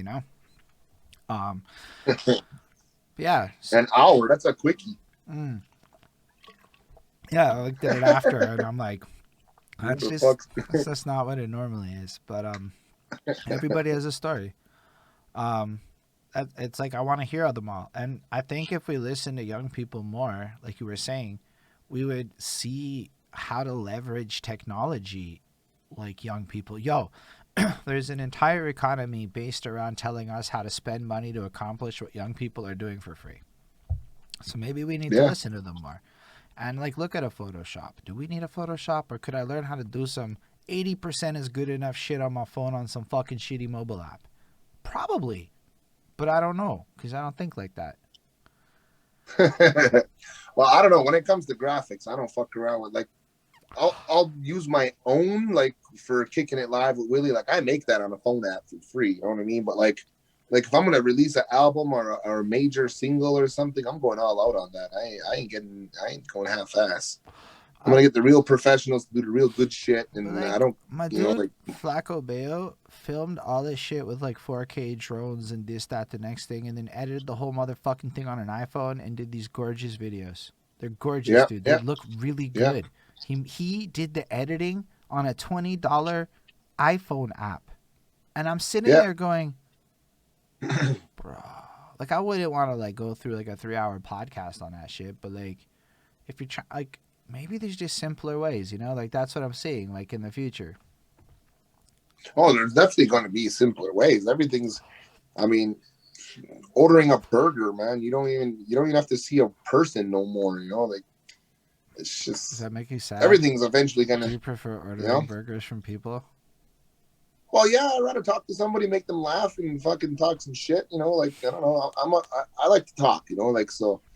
When I see random strangers that are giving me a service, I make sure I give them something in return. You know what I mean? Whether it's a smile on their face or a good laugh or, like compliment something they're wearing that's unique. Because like if they're wearing a fucking McDonald's uniform and you could see a gold chain sticking out, you know what I mean? You'd be like, hey, I like your gold chain, just to throw something at. Like, oh my God, he noticed my gold chain.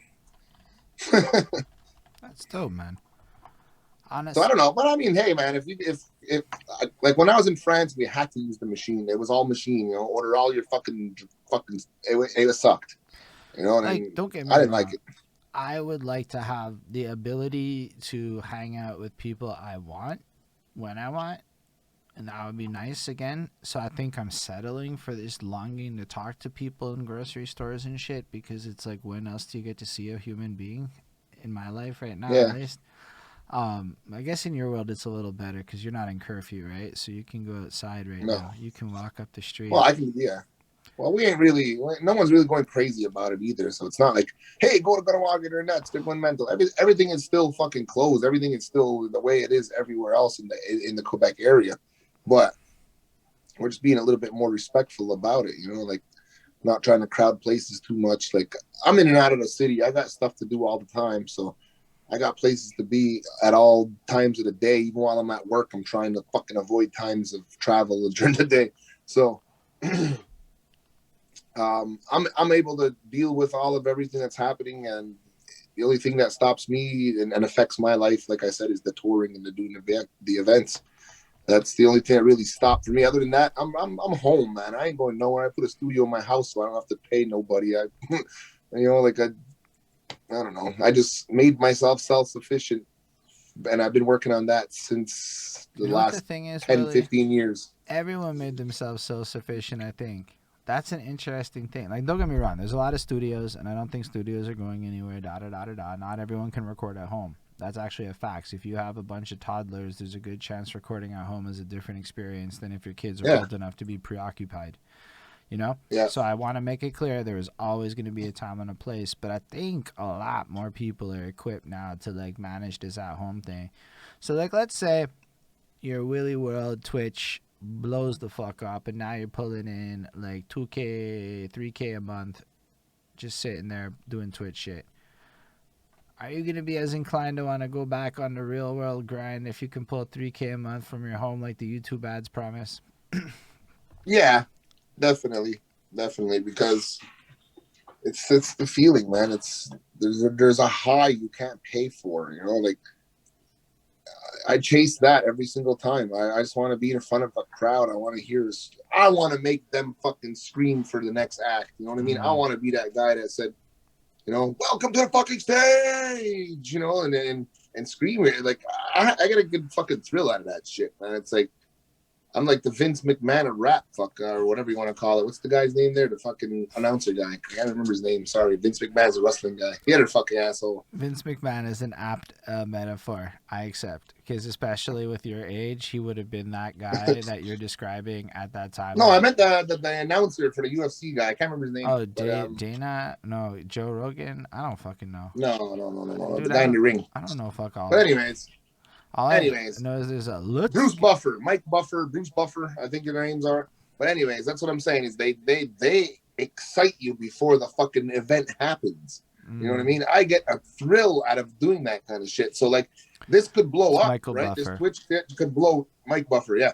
This this Twitch could blow up, but like I said earlier in the conversation, is we can bring this with us mobily. So No, I hear I'm you. not too worried about it. No, I I see what have you're all the saying. tools Okay, you're already. right. I have all the And let's tools be already to real. fucking. I do like that version better. I'm not gonna lie. The in my room version is blessed for a lot of things. Like I want to have that option on the real reels, but I also want to do like special event shits. Cause like I don't know that I really want to go like do a lot of like touring looks boring. I'm not gonna lie to you. Like it looks like a lot of boring. Like a lot of I don't sitting in know. fucking cars and shit and like I'm not the hugest road trip bus person. Like it's like 8 hours in a bus car sounds not fun to me. I mean it's like I'll do it because you got to, but like it's not like my idea of a good time. And I feel like that's what tour is. It's a lot of that, right? Like I guess like you said, what does it usually cost you to go on these trips? And then I just gave you an example of something that was local, right? mm, I would use this much money to go from here to Toronto, and if everything else fails, at least I still have a little bit of money to go home. but it's not about You the know what I mean? money per se. It's literally the traveling part. Where No, traveling I know that, but then this is what I was going to get to. I said, and then if I'm going to go farther, like I mentioned France earlier, if I'm going to go to France, I'm going to book that trip longer so this way I can go on vacation and tour at the same time. You know what I mean? You're going to bring more cash with you because you're going to go see all the attractions. You understand? Because when are you going to get to fucking France again? Like, I don't know if I'll ever get there again. And if it happens, holy smokes, they liked me twice, you know? But I don't know. I just try to live the experience. If you're going to visit places like Gaspé, and it's fucking 27 hours, whatever the hell it was, east. You want to bring a little bit of a coin because you want to go see Percy Rock. You want to go see the different coves. You want to see how crazy the St. Lawrence River is because we're looking at a small part of it. It gets big, it gets dangerous, it gets vigorous. So you want to see these kind of things, especially at my age. Like when I was younger, I didn't give a shit about none of this. I'd be on tour in the best places in the world, Calgary, Edmonton, all across the map, and I didn't give a shit. I just cared about the party. So I was at party, back to the hotel, blah, get in the car, go to the next one. But now that I'm older, I try to bring a little bit of coin with me so I can sightsee and tour at the same time so I have more memories and less headaches. Nah, that's basically what I want my life to end up being. Like, for real. Like, that's part of why I don't want a house. I'm, like, sitting there going, so if I have a house, I'm responsible for my house. And I probably Yeah. can't just get up and go be one of those motherfuckers who just somehow makes money traveling. Not somehow. There are a lot of ways to do it if you have a big enough following. You can more or less make money traveling for the rest of your life. The second you hit that critical mass threshold. So that sounds way more fun to me than owning a house. Right Yeah, now. for sure. I can buy a house later. I'm constantly looking for those kind of trips nowadays. Like that's my main focus, kind of. Like I don't want to do. I don't.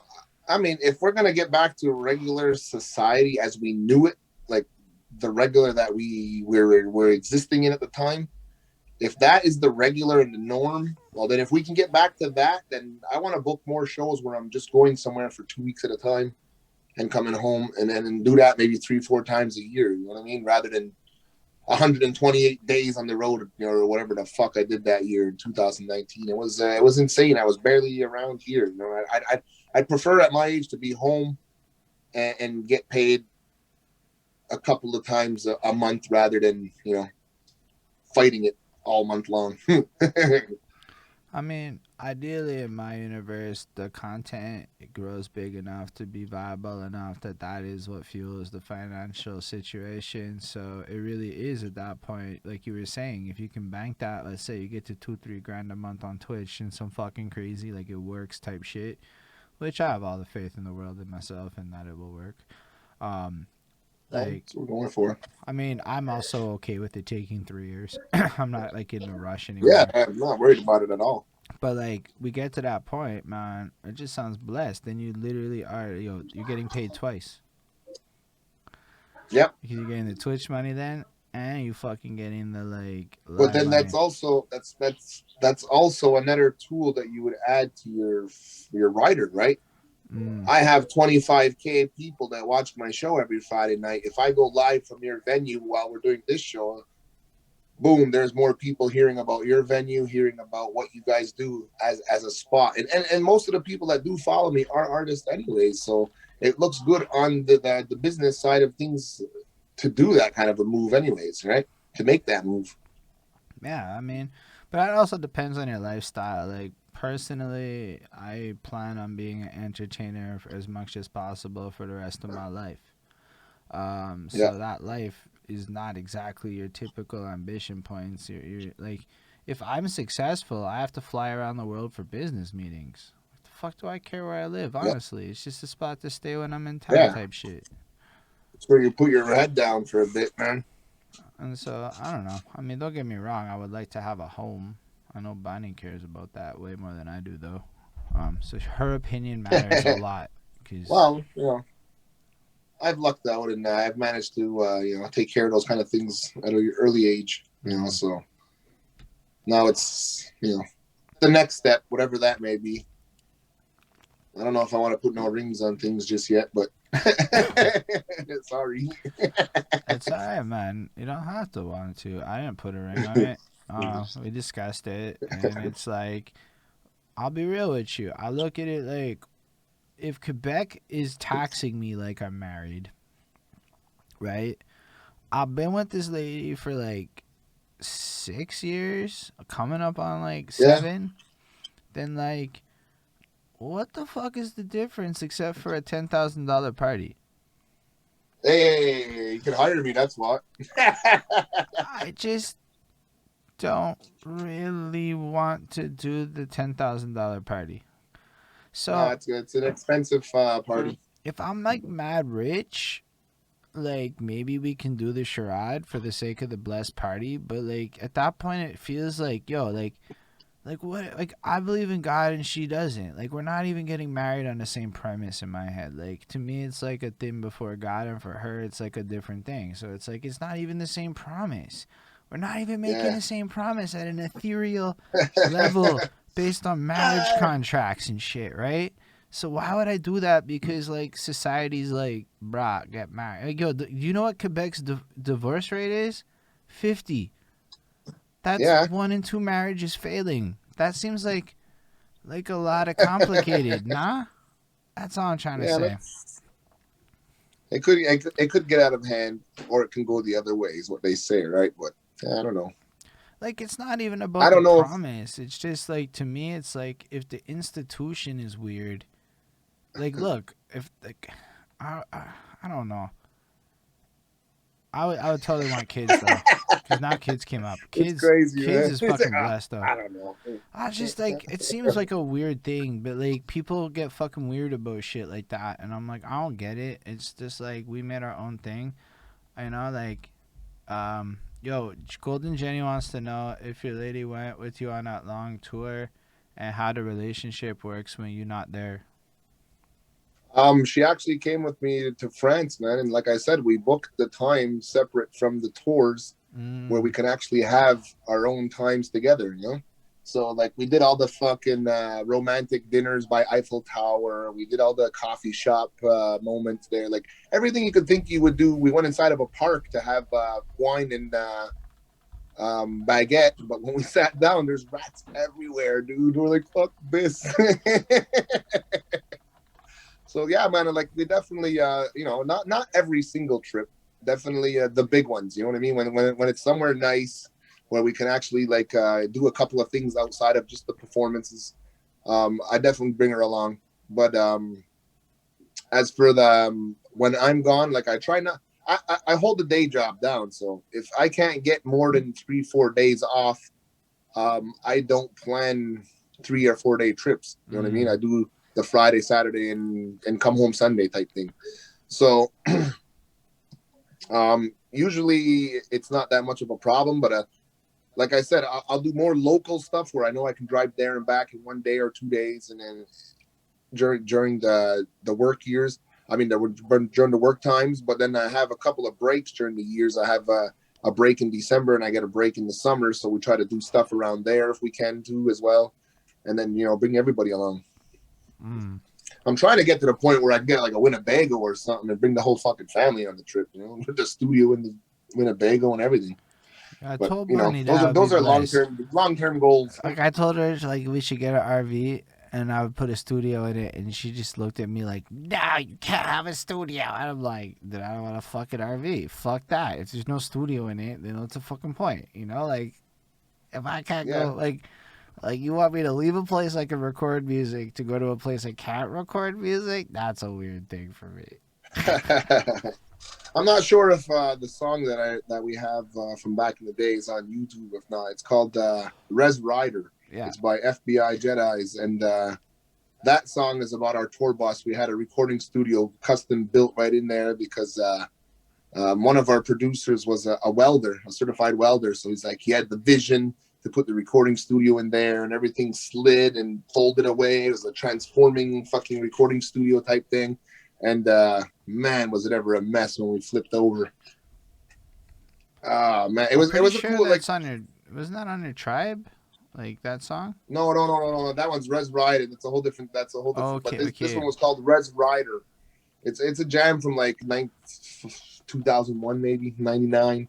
Anyways, around there. Anyways, in there, the story in there is all true story shit, and that one had a built-in customized recording studio in the bus, so it's real. The dream is possible.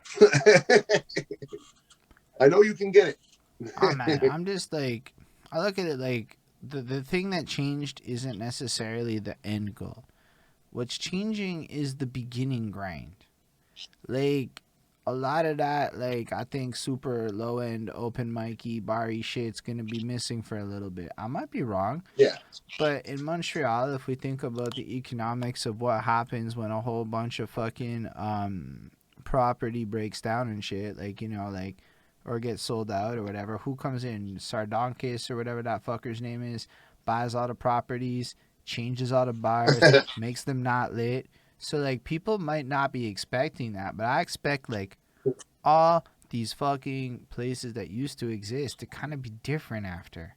And a lot of vibes get different after. And a lot of things that used to be away just on a literal real estate front are going to be kind of different after. Not bad, just different. I hope warehouses and shit come through. Like, what I really, really hope, like, did you ever participate in the 2012-ish fucking underground broken building rave scene shit?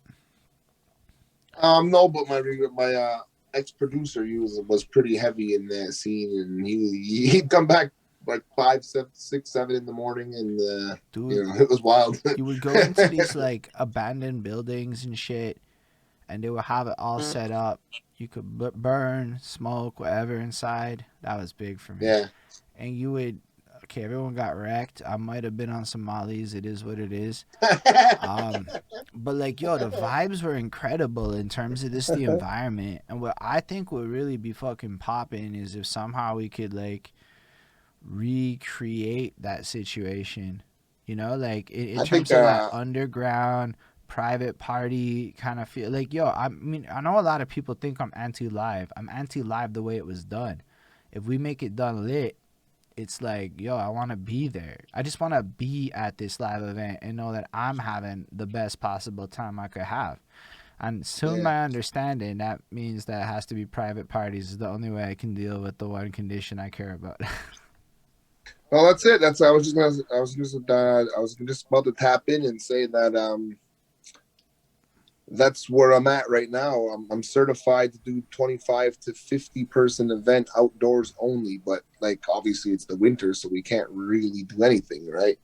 Outdoors as far as music anyway. So I was gonna try to like for like the spring, maybe early summer, I was gonna try to do like a VIP party somewhere, rent a little lot of land, bring out some generators and shit, and like do something like that. But we got to follow the restrictions to the shit that's happening around us because every day it's changing.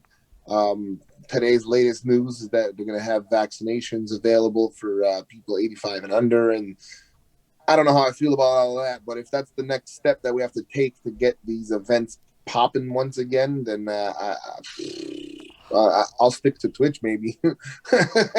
Well, I think Twitch is going to be 2021. Like, let's be real. Even if, like the math on vaccination rates isn't looking prosperous for 2021 coming back anytime soon. Like, I mean, we've almost gone two full months in lockdown, curfews. You know, like, let's not be too optimistic on real life coming back that quick. So Twitch is kind of cool then.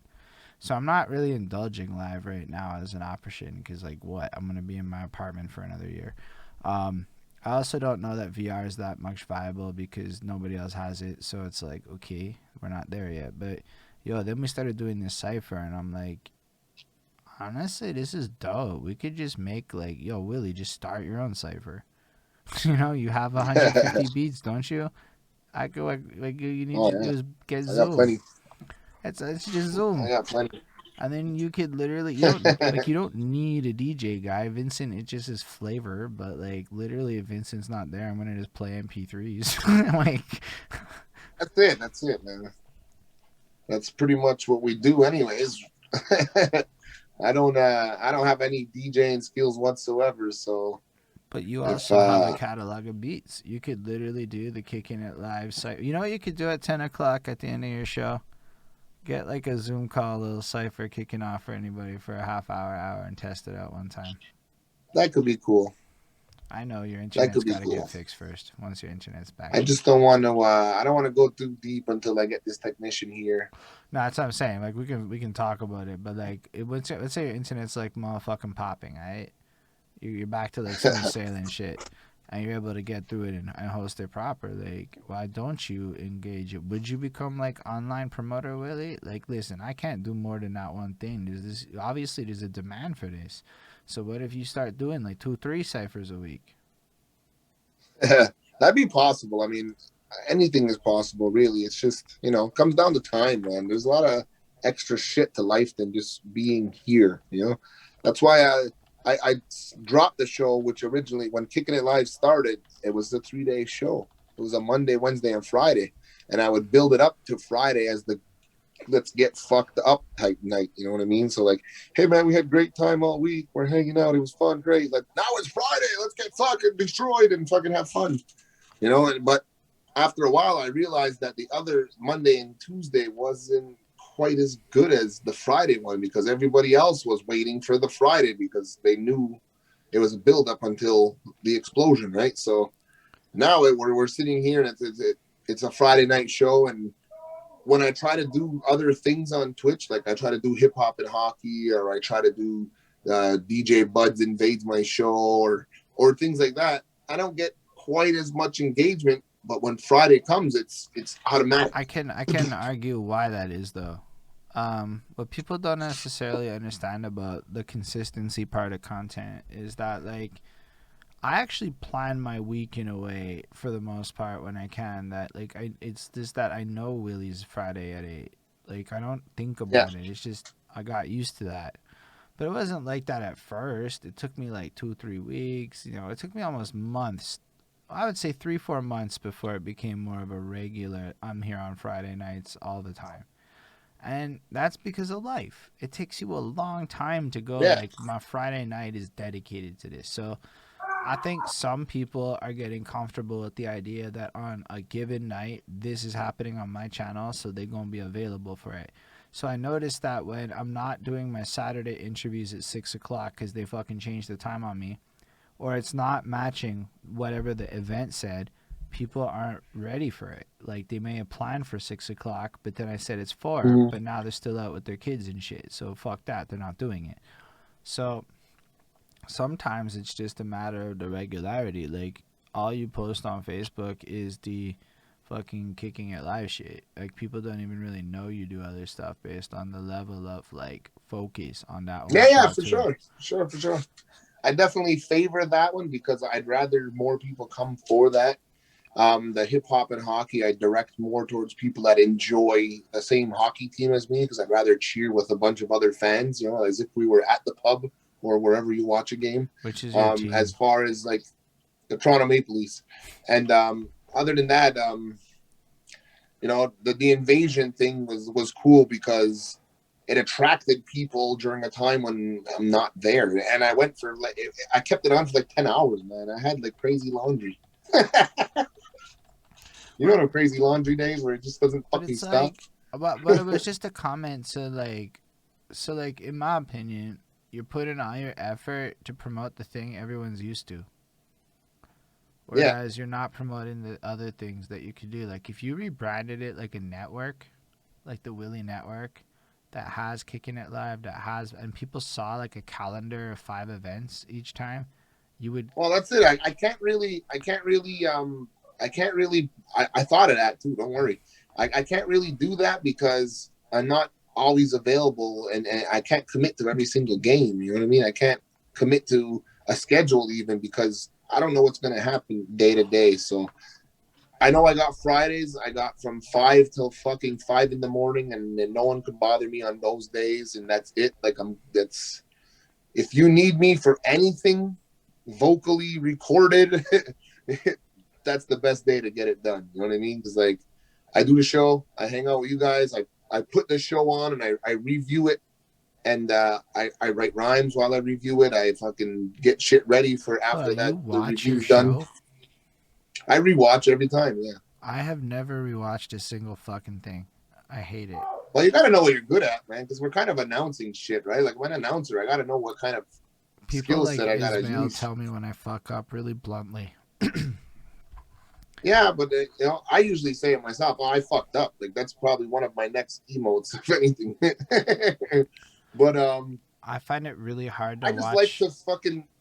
I like to sharpen my skills as far as announcing, like and I think it's cool when I do certain when I do certain like roles, like when I'm announcing like the next fucking song, and I find the timing of it, and I'm like, yeah, I hit that one perfect. Because like when I did radio, right, I had it was visually on my fucking screen, the players and the how much time before the snare hits and the song starts, and it was all there timing. And right now I'm doing this on Kicking It Live, and I'm really kicking it live because I don't know how long before your lyrics start on your songs. I don't know this. It's not there on the, there's no markers on my screen like there is in radio.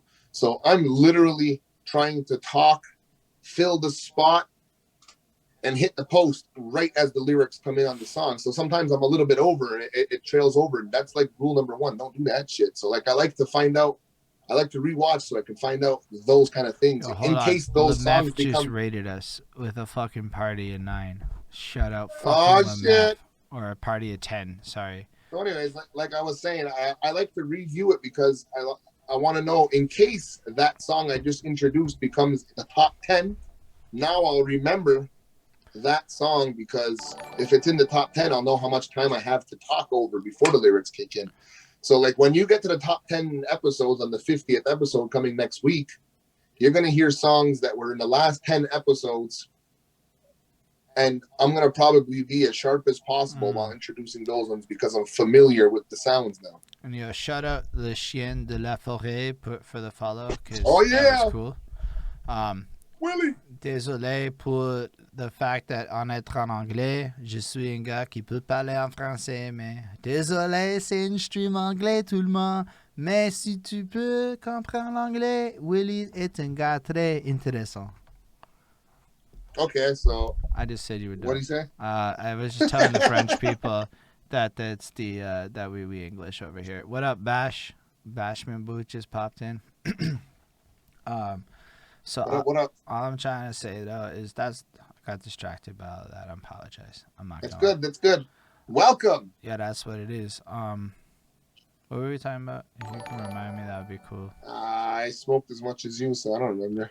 Oh, Kicking It Live and shit, radio. So yeah, I don't look at like what I do as radio. I look at it really differently. I look at it like people put me in this podcast box, and I used to call it a podcast, and then I stopped calling it a podcast because like is this? Honestly, I don't even know what to call it. What the fuck do we call it? I just go live. I don't know. That's kind of like how I felt about it, but I'm also like, yo, I guess it qualifies as a radio show if I was on radio. It could be a podcast because of the distribution, but like, I know that I fuck up. Because motherfuckers have been telling me in the comments when I fuck up and specifically what I did to fuck up. So, like, I just know it. I don't have to watch it again because I know if I fuck up, motherfuckers is going to tell me.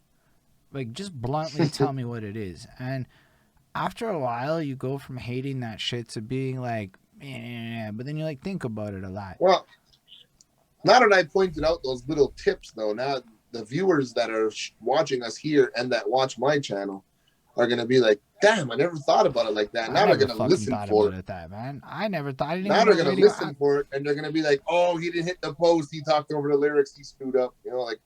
But like I said, it's called Kicking It Live for a reason. Everything's happening live. But most of the times I don't even get a chance to listen to the whole. I don't get a chance to listen to any song prior to the show. Once in a blue moon, I'll get time to play the whole list beforehand, but most of the time it's all live. Like I'm doing it on the spot. Like blah, blah, blah, blah. I'm reading you fucking stories on the spot. I'm Googling them as we're doing the show and shit. You know, like I try to do show prep prior, but like I said, man, like to be life fair, is a fucking oof. I never came to the Willie show because you read bios. I came because you're just a fun guy. I didn't give a shit about how personally.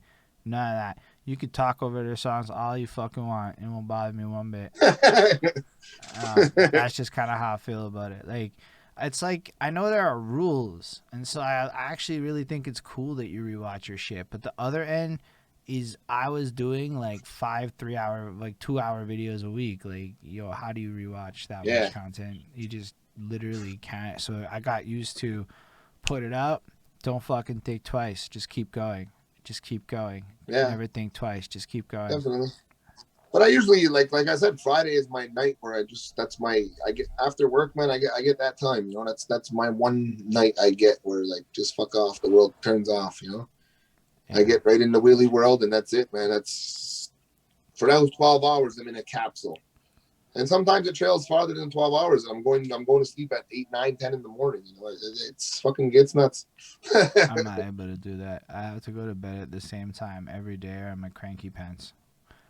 Well, that's it. That's the one day I do that though. That's it. You know, like If that's I do it like, and for you, it's dope. But for me, if I do it one day, it like fucks me up. So if I wake up at like 11, I'm not gonna be able to sleep at the right time, and then the next like 4 days I'm off, and it's really weird. like when I was younger and into music and first started writing music and doing all of this, I would wait until the house was silent.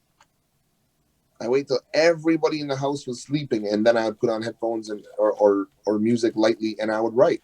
That So is like to this nifty. day, to this day, I try to wait. You know, like I said, Friday's my night. I find I write my most creative shit between like 2 and 5 a.m. And it's crazy, and I look for those hours. You know what I mean? I try to be up at those hours. I wake up in the middle of the night sometimes, like I gotta write something down. Like so, I I trained myself to like wait till it's quiet. So I wrote a whole bunch of shit on my way to work and realized maybe that's a weird time to write, but a lot of it was kind of frustrated sounding because it was on my way to Well, work, and so I'm never in a good mood in the morning. So if I write stuff in the morning, it's gonna be not in a good mood music. do you have to take public transit to work? I used to. Now then I started cycling, and I had to change my habits. It was really hard. So I wrote so much shit on the bus that it was really hard for me to learn how to write not on the bus. It sounds kind of weird, but like when I was a teenager, because you said that, I used to walk the dog and freestyle like a loud asshole. No, Yeah. I was just that guy. Um, and now that I think about it, being out and not in my home is a really invigorating place to write. I used to write by the water in Verdun. I used to always go outside to Yeah, write, but that's a good place to do that. yeah, I don't know. That was cool. Then I had to learn how to write at home. I literally had to learn how to write at home because I don't want to feel it. I don't feel like fucking writing when I'm here. There's all sorts of shit to do and whatever. But I reserve the one day, and I try to do as much as I can in that one day because once that clock strikes Monday morning, man, there's barely any time till Friday. And then what do you do in the week outside of like work? So you work all week, and then is you your daddy man? Are you doing a bunch of music endeavors? Like what kind of stuff are you up to? There's a lot of crazy things over here, man. That we could skip this question. That's fair enough. I was just curious about like more, whatever. I'm not going. No, I mean, I'm curious about it's a Willie. life of it's a life of fucking bartering. It's a life of trade. It's a life of fucking I don't know. I can't get into details, but it's a lot of in and outs here in the community, and everybody helps one another, and we all take care of one another, and That's a beautiful we thing. make sure that nobody's without money in their pockets.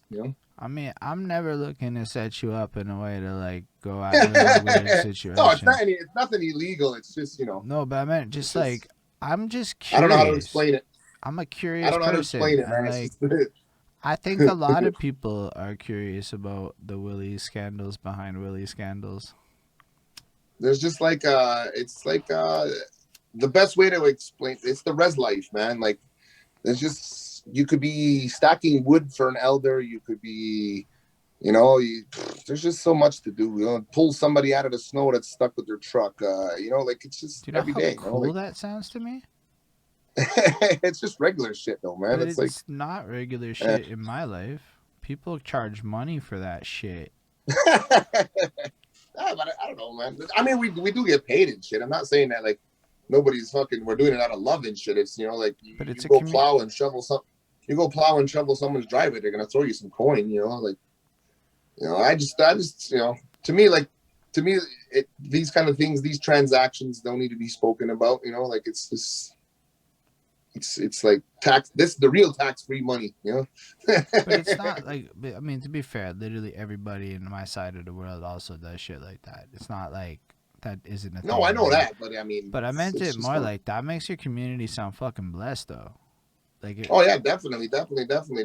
The community vibe here is super strong and shit. Like Like, So, I don't like to glamorize that kind of shit because like I don't know. I just find it's like we should all be doing that. Isn't that the norm? it's Like not the I don't norm, know. which is why we have to glamorize some of this shit. Which is why for you, look, I went to Pakistan and I saw that kind of shit. Like, look, there were a lot of people willing to do things for family that I realized myself, and a lot of people I know are not willing to do for our own family. And I don't know that it's the norm for me in my Yeah, universe, in my existence. I don't see that, and maybe even other people's norms it is. So I find it an attractive quality in a community. I'm really fascinated by community. Like, it's something. yeah, yeah. So to Well, me, I it's mean, just cool.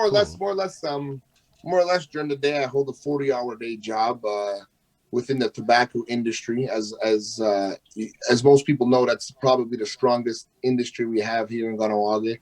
And after the 40 hours are done, it doesn't stop, man. It's the tobacco industry don't sleep, man. So I don't know. That's as far as I'm gonna go. Man, listen, I'm not like the nuances of the tobacco industry aren't as interesting on that side of life. It was more like really the day to day shit. Like to find that you go Yeah. chop wood and help people, like that's so cool. Well, it's it's you gotta scratch your back, man, and get yours scratched. Like who knows, man. I've seen I've seen in the past where people helping an elder led to them leaving land in their will, leaving pop properties in their will in the northern parts of Quebec, and like all kind of crazy stuff. Who knows what's gonna happen? Like you just gotta try to be nice to people, man. Like you gotta change the way we treat one another, and I used to be a scumbag as a young adult, so I know what it is to be, I guess, excluded, where nobody wanted you even to help them because you're a douchebag, So I had to change all of that in order to get to this point. You know what I mean? To understand that it's about one another. It's not about me. It's about one another. Yeah, I appreciate that, which is why we have to sometimes spotlight that kind of thing. I know it's weird to you because inherently it is, but I don't know. It's not inherent to me. That's what I can tell you.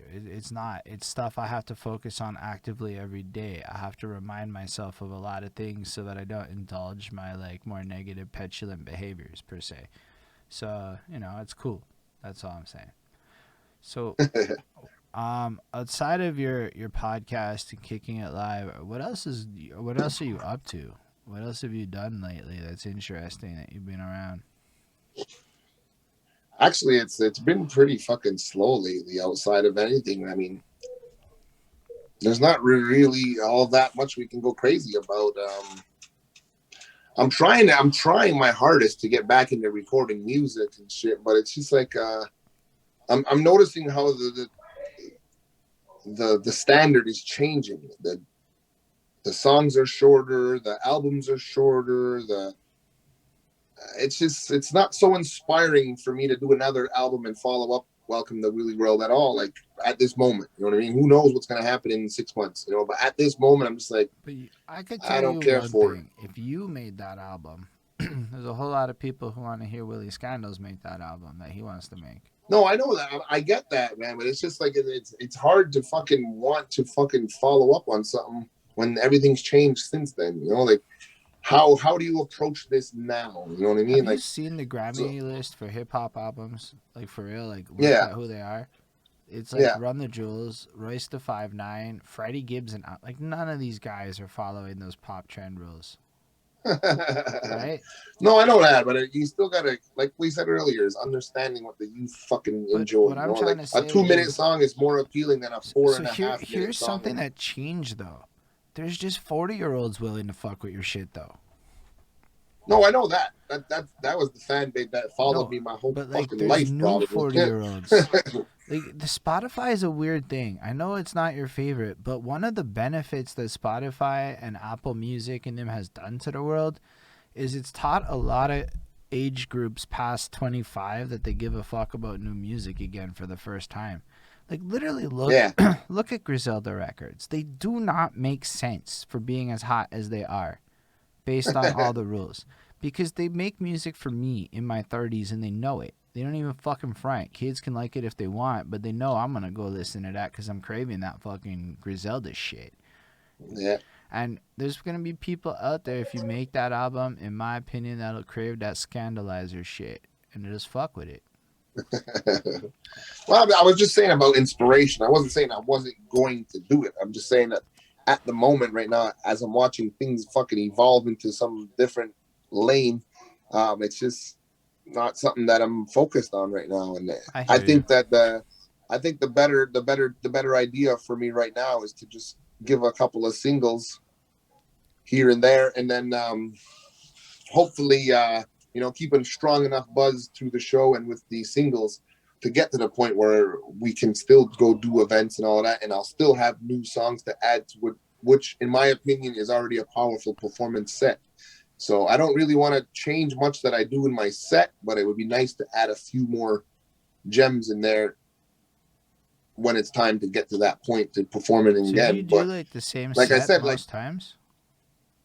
well, like pretty much I try my best to mix it up, but I have like intros and shit that I'll go in between, and it's an intricate set. Stops for acapellas and different things, that I throw in there, and so I don't really like to throw too much in the mix to throw off the whole mix of the whole set. You know what I mean? Because if I'm not performing with a DJ, the set is a 25-minute set that's already pre-mixed all together. You know what I mean? So I know where to go, when everything's theatrically fucking planned out.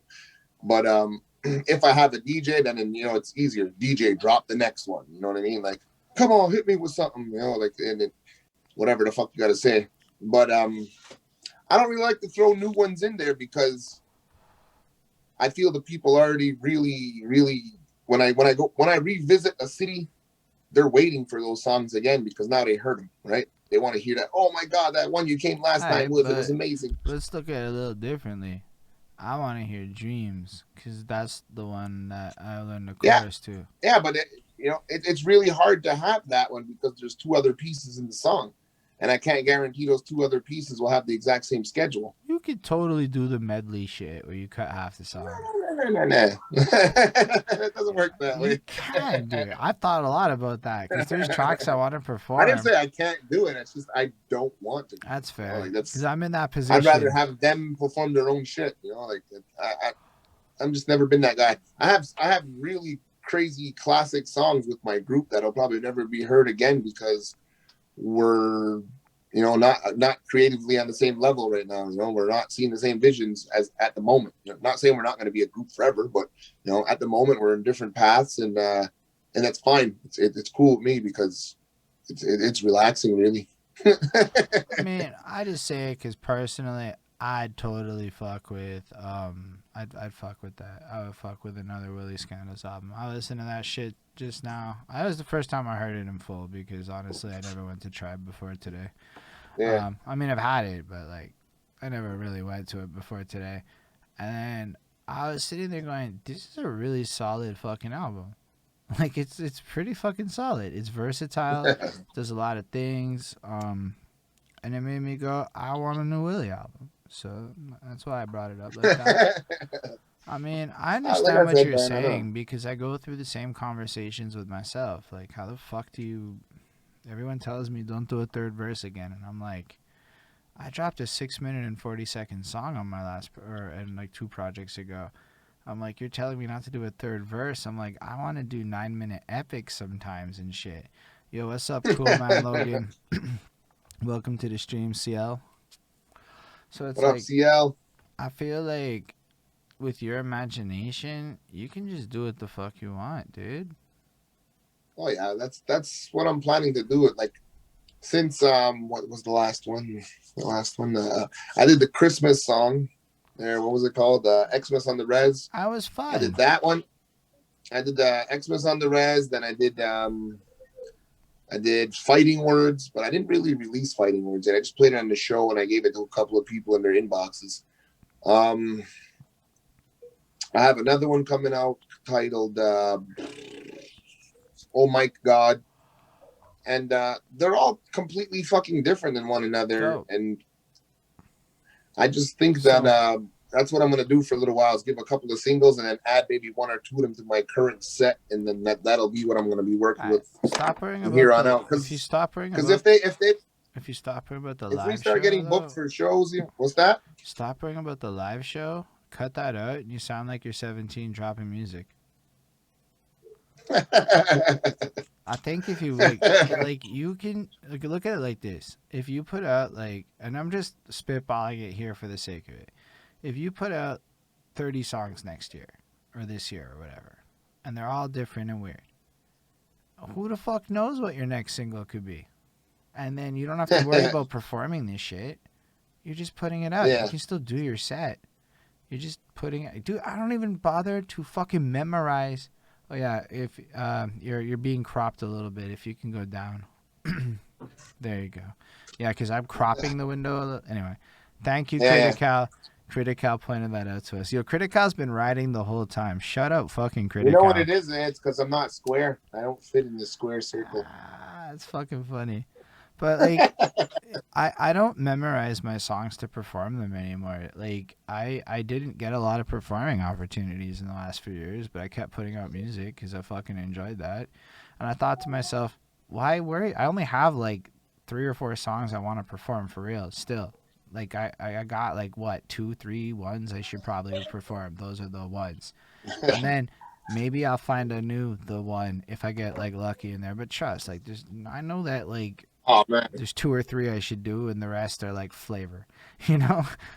I know you can't chase after the one. That's definitely something you can't do. You can't. I gotta do that lose weight jam again. Like, you're never gonna capture that magic again. You just gotta find it elsewhere. Lose weight's the second one. That's what I've learned. But lose weight is the second one that happened to me. So now I think I can do it a third time because I have my song. There you go. That's what I mean. You're not capturing the same. You know what I mean? You're finding more magic elsewhere. But I think I would perform lose weight at every fucking set because you start. Oh, definitely. That's a show starter. That's the one that like you hear those drums kick in. I come on dancing and shit like a fucking buffoon. Yeah, man. That's the one that gets everybody up. Now they know the show's coming. But I don't have it. But then it's like I might put out however much shit. I don't know. I started recording again. I want to do more of it, so I feel the bug again. That's fun. I'm gonna talk to my sound engineer again. So the bug is. Yeah, but I mean, like, as far as like music and recording and shit, I don't know. I want to do another Lifers album with Critical since he's here. He knows that. We got a couple of beats already in our inboxes that we're supposed to be getting to, but we haven't really worked on anything creatively. Brought any ideas yet to the table, but the beats are sitting there. They're waiting for us. Well, I have another project that I'm working with yourself. Yeah. That we're slowly piecing together. Trust. My side's all aware of it. Yeah, but as far as like solo shit, man, like I said, I'm gonna do a couple of singles here and there. But to be fair, if you're doing group albums, I don't see it. I never like really said solo. I was more like I wanted to hear more Willie Skandalz. Like, I'm not really saying it has to be solo. Like, yo, I'm really into the group album idea. Actually, it's fucking cool. Yeah. Yo, those 5 tracks or 4 tracks, that it took me 90 minutes to write 4 tracks that my name might appear on. Like, that is the fastest.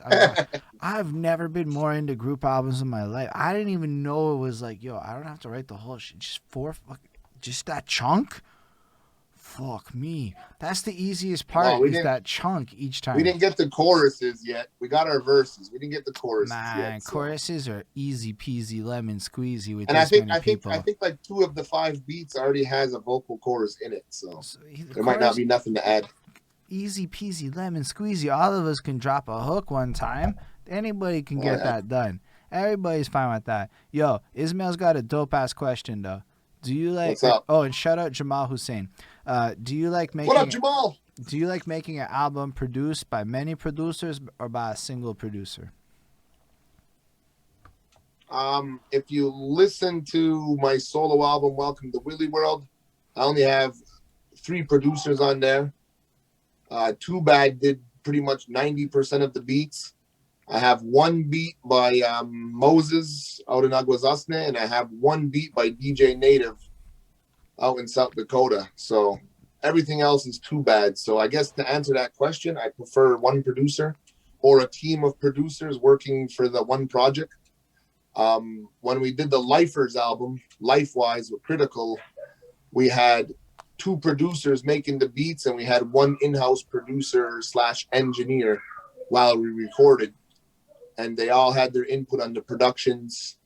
So if you're gonna, for me to sit down and do an album, you could ask Critical, he'll vouch for you. When we did that Lifers album, we sat down for 4 Fridays in a row. I think it was 4 out of 6 weeks. I think it was four recording sessions over 6 weeks of mixing and like anyway 6 weeks basically took to do the project over 6 Fridays.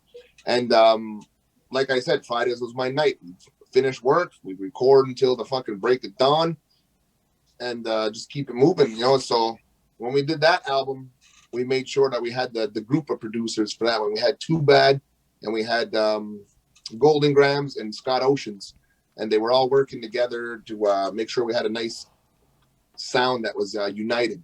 So for me, when I want to work on a project like that, I prefer if the producers are all the same, because you'll have more of a vibe, more of a unique blend of sounds, something that matches, something that people will remember. It's kind of like if Biggie were to say the lumberjack, red and black lumberjack with the hat to match, well, the flows in the rap should do the same fucking thing, Mm.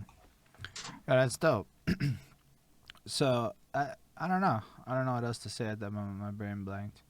I mean, just every album I've ever been a part of, it's been the same producer. But I Like did. I never did multiples, like that, like multiple producers. It's just, I don't know, just doesn't seem organic. I don't know. I kind of feel you. I would like to say I've done it differently, but for reals, my first project was not really an album per se. It was really just a collection of what I had put out, and I just stuck it together and called it an album. But like individually, the songs were organic, but the album wasn't. It was just what I had. I'm gonna be real with y'all. Yeah.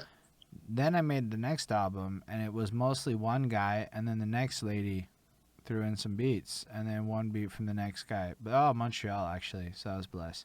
Um, Yeah. and that was it. It was three people, and then the next project was one dude, just Alabama.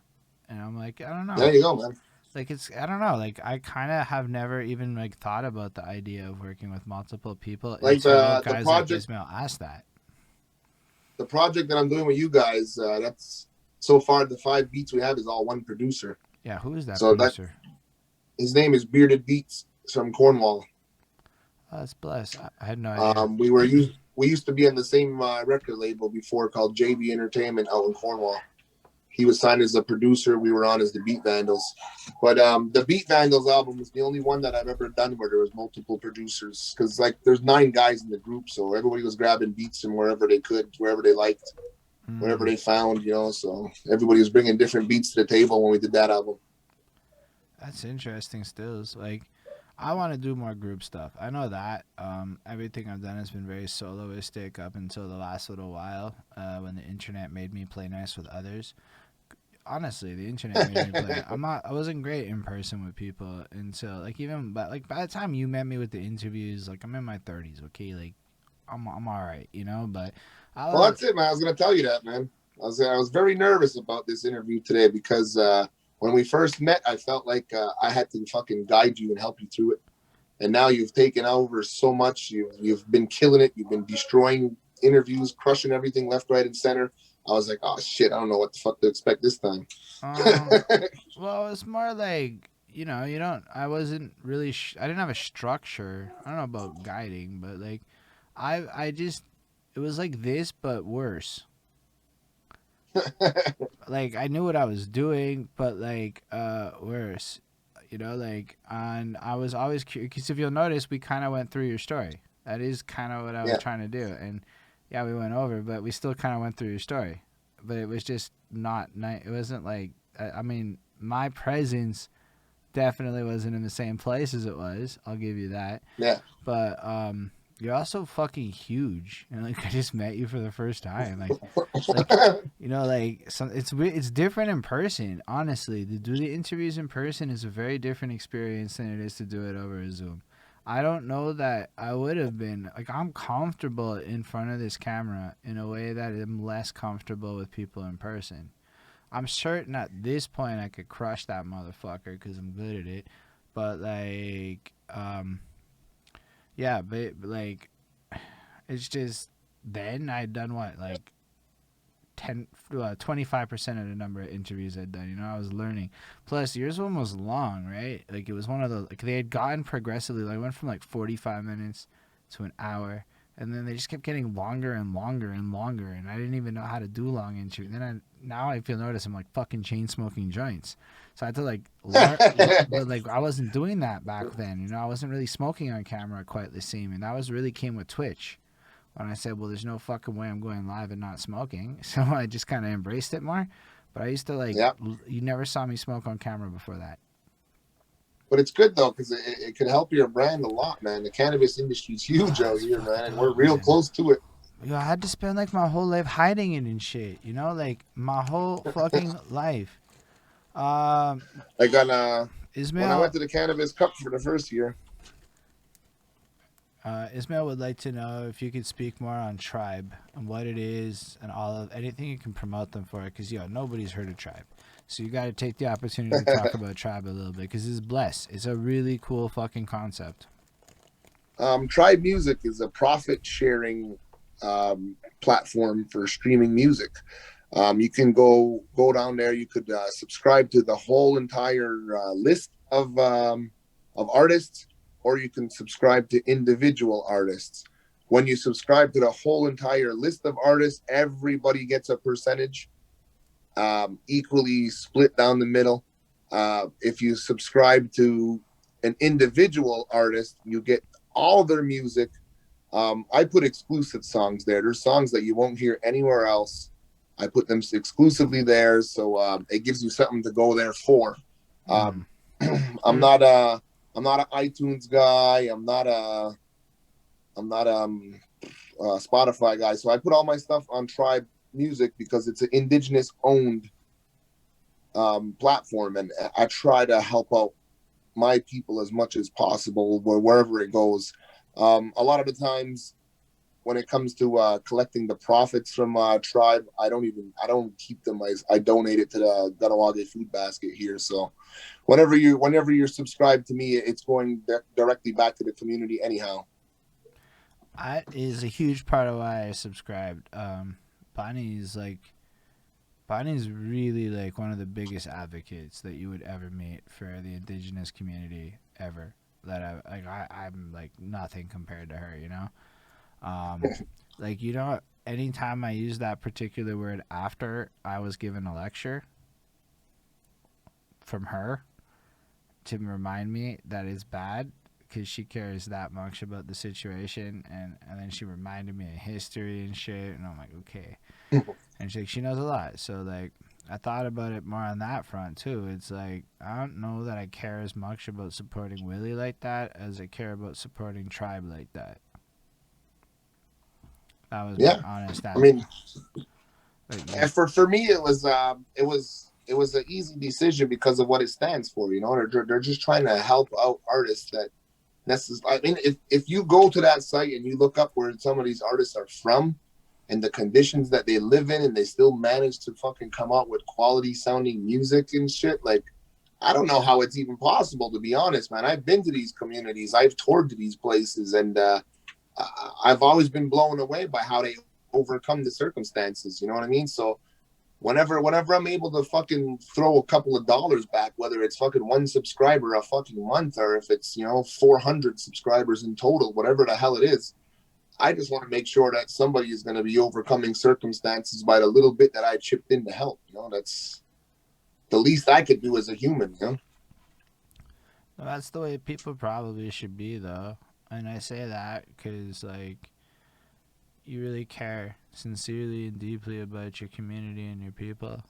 And well, it's not just us. I do these events all over the world too. Like, don't think for a second that when I'm touring France, I'm not passing the hat around for a handicapped person that happens to be at the show, or to help out someone's mother that just passed away. I mean, we do all kinds of crazy things at So all I times. I Like wouldn't have there's always a cause to help out, and we use the power of music to make sure it works. like I know that you do your music for miracles and shit thing, and I know you Yeah. do a whole lot of altruism with your music.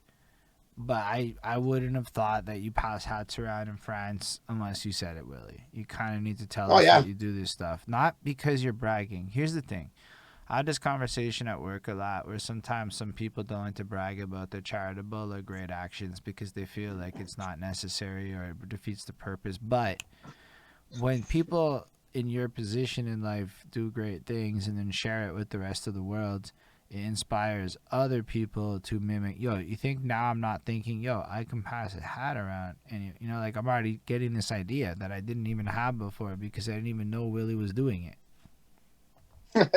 Well, I mean, like there's been so many times, like especially when I was performing in the inner cities, and you go to the Native Friendship Centers within like Winnipeg and Calgary and Montreal, and the people that you meet there are so fucking wonderful, but they're going through hell. So when we were doing our events, that's when we decided we're gonna pass this hat around because when you're standing inside the venue and you're too warm and you got to take your sweater off because it's too warm backstage, well, there's a guy outside that's homeless that's too fucking cold and can't even get in the venue. So let's pass the hat for that guy that's sitting outside. Like help him out, man. Maybe he just needs a warm meal and a fucking cozy place for an hour. Whether it's a fucking hourly motel, fuck whatever it is. Go take a fucking shower. Like whatever we can get. Like it should be this way, but you know we try. But that's why it's like fucking cool to hear you talk about it. Like I know it's weird, but it's a brave thing for you to just talk about it like that and to put that side of yourself out there. And it's uncomfortable, and I understand that. But that side of you resonating is gonna resonate with like a lot of people, and honestly, it's probably gonna help you get more people to go bump your music a little bit. And I'm not saying you should do it for those reasons. Believe it or not, No, man. I No. try to paint pictures as realistically as I see them, which sometimes comes off like I'm a pretty dark person with how I frame things, but I had to Google cause marketing at work, right? So, cause marketing is when companies partner with charitable organizations to leverage people's empathy to buy shit. It's a Yeah, real thing. for sure. But do you know what I know. happens? Trees get planted, and like a lot of good shit happens from some dark things. So, like, yeah, but like when you look into the effectiveness of cause marketing, you're like, yo, a lot of these places don't honestly exist unless companies act like assholes about it.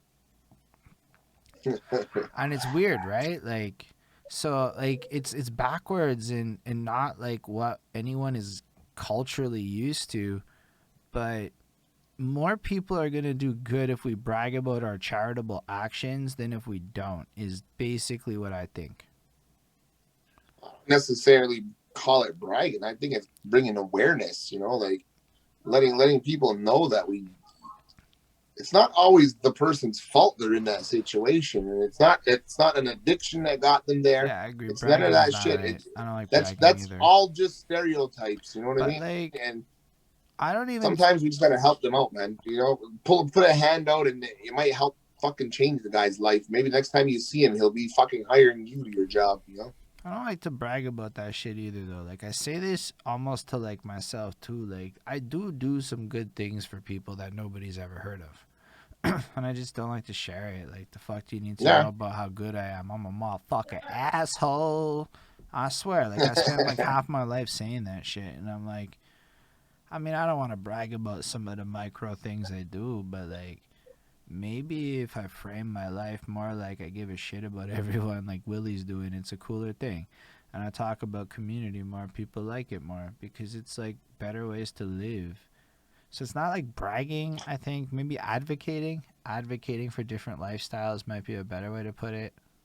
That's what it is. Really comes down to, man. It's like whatever whatever makes you fucking happy is what you got to do in this life, man. Like you're guaranteed to die, so make it fucking fun. Shit. That was fucking serious. Man, that's hard. Like It's the truth. There's only one fucking goal, right? Like the race to the end, you know. So I mean, fucking make it fun while you're here. Make it memorable. You know, do your best to fucking make sure the generation before, I mean, after you remembers you. You know, because personally, like I want a Wikipedia page. that's it, man. Like I want a park named after me. That's all I want is a Willie Oh, Park. I want a library. I want this like A fat library, ass the library. Knowledge Nugget Center. Nah, I want the Holden Stephan Roy Pavilion. Yeah, but I like that.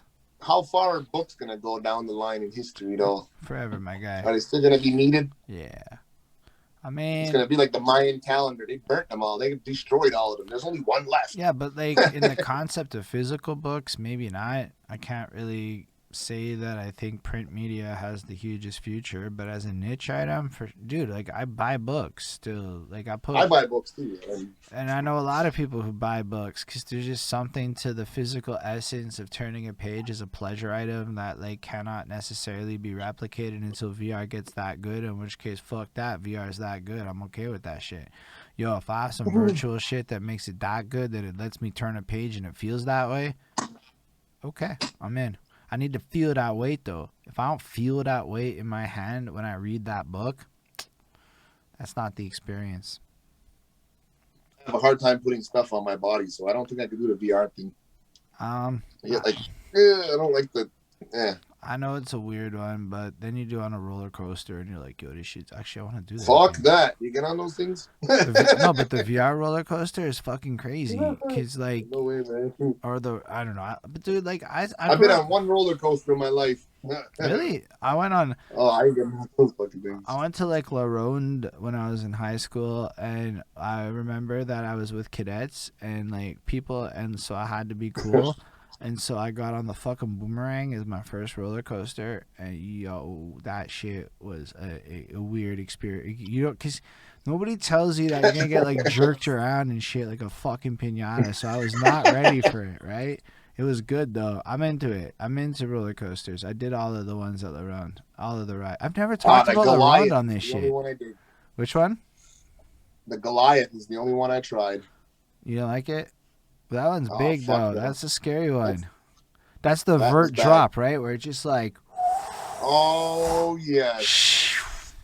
But I couldn't back down, man. I told my girl, I says, I'll bring you to La Ronde, you know, because I'm not a La Ronde guy. I'm not an amusement park. I don't really care much about the adrenaline junkie shit, you know. I used to be a hockey goon, so I had my adrenaline. My knuckles hurt today. So we went to La Ronde, and I told her, I said, I'll get on one ride with you, but I get to pick, and I'll tell you when I'm going to do it. You know, so we walked around. She got on all her rides. She enjoyed the whole day. We got all the good snacks and all the great stuff that comes along with the trip to La Ronde. And on the way back to the parking lot, she's like, well, you owe me something. I'm like, yeah, I know. I'm going to get on the Goliath.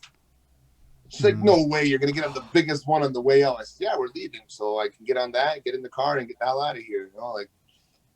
So we're walking towards the Goliath, and now I'm starting to second guess this shit because I had never been on this. I never experienced this. This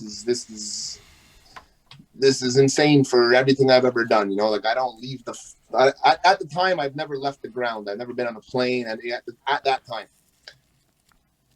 So here I am walking towards the Goliath parking lot, and the little kid runs by. It's my third time, and he's got the T-shirt on and everything. Yeah, I got the Goliath shirt, man. And he's all proud, and I'm like, man, there's no way to back out now.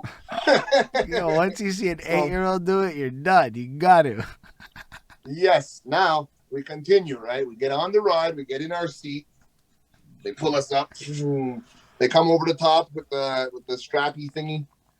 They click it in. And now we're getting prepared to lift off. Oh, it's fucking terrifying with the clicks. So now the second guy comes around and he does a security check to see if you're strapped in, right? He does the security check. Everything's good. Everything's good. Now the clicking starts. Click, click, click, click, click. And you're going up. You're elevating. Right now we get to the top of the drop. The first drop. We get there. And I look down and I get super scared, right? And I grab the fucking safety thing and it clicks like 6 times and locks in. Oh, fuck. So now in my head, I'm thinking this thing is not even working. And oh man, I fucking went for the ride of my life, and I'll never do it again. So that one is a very intense experience. I'm not gonna lie, because it's like a vert fucking drop. Like that, it's the steepest angle for fucking real. There, like it's intense. That first one, and what it does is it clicks, and it pauses for a second, and it leaves you Yeah. suspended. So you're not like ready for it, because when you think it's gonna drop, it doesn't drop, and then it just drops. Like it's a fucking jump scare in a fucking video game, and it's terrifying. Yo, but they're really like cool like that. Like, because I think about it, they have the monster too, which is the wooden one. Yeah, the monster was cool. But the monster I've seen that. has like this weird feeling when you're on it, like it's just gonna fall apart. And then I realized that's deliberate. Like they designed it in a way where it feels like it's just gonna, the whole thing is gonna fall, like it shakes and shit. And I'm like, that's a design choice. That's fucking fire. Like it's cool though. It's not like scary. Like I don't find the monster was ever terrifying, but like you really think about it. Like, yo, is this motherfucker gonna break on me? Like you really think that, even if you're not afraid. I've heard of that. I won't do it, man. No way. What about like other rides that are not roller coasters? No, man. I'm not. No. Not even the log ride. I don't like being spun and spinning all dizzy. I'm not cool with that, man. What about? Let's go in a different direction with this. The bumper cars. Oh, I'll fuck some bumper cars up, man. I could res ride like a motherfucker. I'll take everybody out. That's fucking dope. I'll go in reverse. No, for real, bumper cars are cool, man. Definitely fuck with bumper cars. Anyhow. So at this point, do you have any like last words that you want to say to the peoples and things? Because it's getting to like 10:30s, and I don't know. Right on. It's hunger time. A little bit, yeah, and it's probably good. I'm like, we're talking about that, and I'm like, I'm okay with that. And we're like, hey man, we missed the outdoors. What are you gonna say? I do. And like, I could probably keep talking about random shit, but then I'm like I would literally go to LaRonde right now. If it was open, I would go. I would go too, but no, I take that back. Because do you know why I don't like LaRonde? I went to LaRonde back in high schools and shit. Sorry, Bonnie, we're doing this. I don't care. I went to LaRonde back in high schools and shit. And, like, it was, like, affordable. Like, $35 to get in that motherfucker. And the food wasn't terrible. But, yo, honestly, we would all smuggle the foods in. So we would bring, like, the drinks and shit. Oh, yeah, for sure. And then, I one time went and I was with this girl and I'm like 18, 19, and she's like, let's just get food there. And I'm like, okay. Oh my gosh, dude. Like it could cost you like $150, no problem to eat there if you were to like try to satisfy your hunger on LaRonde's food. It is so fucking expensive, everything. Oh yeah. Like it is insanity to me. And it only got worse. Coolers with ice in the car. But then they invented that motherfucking fast lane. Right, so I was there before the fast lane and I was there after the fast lane, and so the fast lane changed shit. All of a sudden, the hour line turned to a 2.5 hour line because the fast lane motherfuckers was always cutting the line, and now I realize that to go to the part of LaRonde properly, you gotta buy the fast lane, or it's not even worth doing anything. And I'm like, yo, I'm not spending. Yo, you don't want to stand in line for 2.5 hours, right? Like, you really don't. Like, it's like you spend so much fucking money to be there just to watch motherfuckers cut the line. And then I just it's like lost survival interest. right now. I'm skipping Walmart, man. I'm like, I ain't waiting 2 hours to get in Walmart. I'm past this shit. So like for LaRonde, I'm definitely not standing in line. But it's it. Like, so it's like now the cost to go went from like 35. I felt an hour was a reasonable amount of time to wait. I felt like now the time to wait in line got too long, and now it costs like literally $250 a person to go if you want to do it right. And I'm like, well, that's serious. If you get the season pass early there, you can get it for like $50. But then you still need like the fucking skip the line passes when you get there, and you still need the, you know what I mean? Like, it's not. Yeah, but if you have the season pass, then it's worth the 2 hour wait because you can go 10 times a year. I don't want to stand in line for 2 hours at any time. I can't smoke fucking pot. Like, dude, I'd be high getting into line, I'm just saying, that's and I'd be sober halfway through, and I wouldn't even be allowed to spark one. That's not, anyway. That's where I'm at with life. Yeah, that Like, sucks too. That's garbage. You'd be able to spark anywhere you want. yeah, but it is what it is. That's like, no, I'm okay with not doing it around kids. I want to be abundantly clear. My ethos does not have me Yeah. smoking weed, and La Ronde is a kid-friendly place. I just wish they had the bud corner. Have you ever been on Halloween? One time, but not like on Halloween. But I did the haunted It's house fucking shit. dope, man. I did the haunted house shit where they turned the Nintendo's zone into the Yeah, haunted. man. That was lit. That was lit as fuck, my guy. They do dope Halloween shows there, man. I'll give them that. That's for sure. I really enjoyed that. Man, I used to like that because I went with that girl a few times. We used to in around in like the woods next to. It was a good time. Well, that's what I'm. That's actually something that I work on outside of music. For those that don't know, I do a haunted woods out here. I help out. I play Jason in the haunted woods. Um, it's a crazy. It's a crazy time. So if we ever get back to what we called normal, check out James Day's Haunted Woods and during the Halloween season. It's a fucking crazy time. It's world renowned. We've been in newspapers across the world. It's the top 5 haunted house in Canada. They say the biggest in our area of Montreal. So it's worth the shot. It's an outdoor adventure through the woods of Kahnawake with a whole bunch of your favorite scary fucking freaks. And we destroy it, man. We have people running and screaming for fucking blocks. No, we saw pictures of it actually because last year Willie was doing it. He had a Kicking It live on that day, and so he went live, and you could hear some screamings and shit or whatever. I think, or maybe I'm imagining. Yeah, well, that was the COVID version. We had to do a haunted drive-by right in the street, right here in the neighborhood, because the James Day, who runs the show, is my neighbor by he's 2 doors over, right? So we had to do a haunted drive-by because of the COVID restrictions, and we couldn't be in the woods where we were attract thousands of people on the normal. You know what I mean? So we had it right here in the street, and you were able to hear all the screaming. And we still did a crazy show. It was a good one. Right here in the street. There were some videos online that I think exist for it that were like really cool about it. Yeah.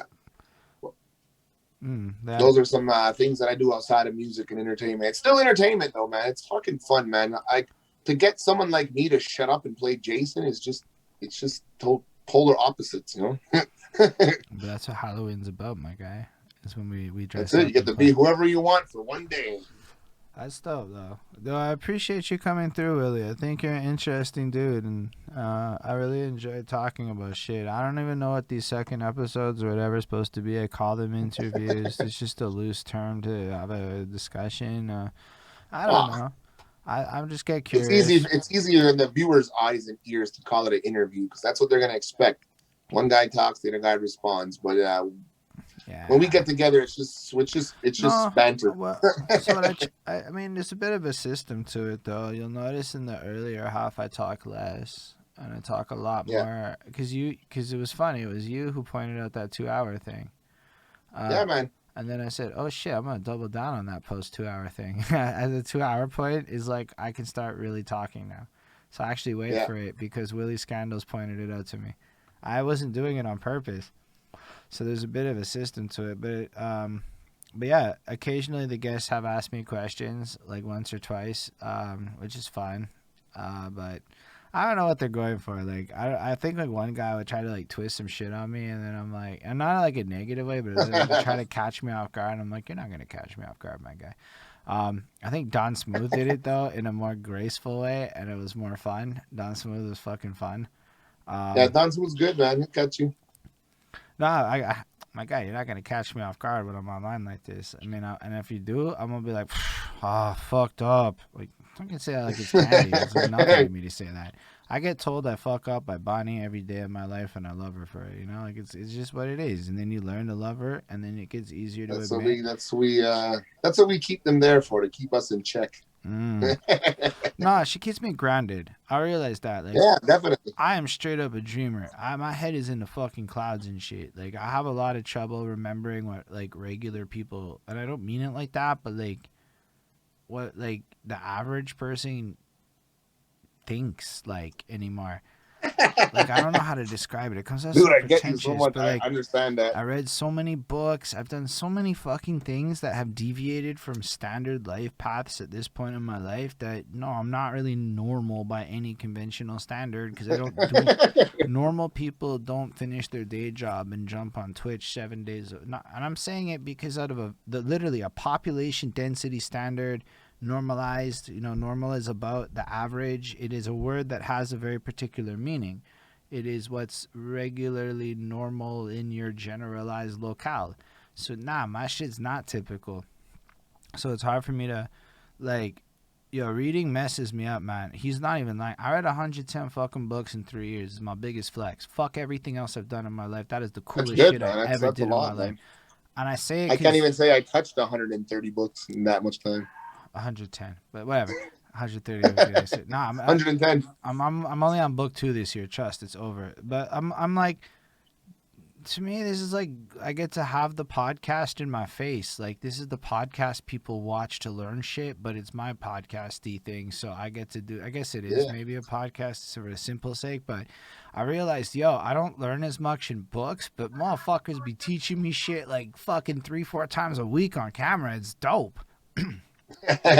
Yeah, man, it's definitely better when you just find it from conversation, right? Because literally we're just talking about random things, and then there's just random knowledge nuggets in between Better is the a very conversation. different word. I would argue it's different. This is good entry level shit. But nah, the book is where I'm gonna learn about some shit that like I can bring back to the conversation. Yeah, for sure. And that I find like really what I don't know, like, cause I don't even think like people think I'm like super whatever, but it's really I just read so many books on enough topics that like you start finding top level patterns and shit. And once you find top level patterns, you can basically come up with theories that fit like almost anything. You don't even need to know about a topic anymore. I was once like you, Holden. I read a lot of fucking shit.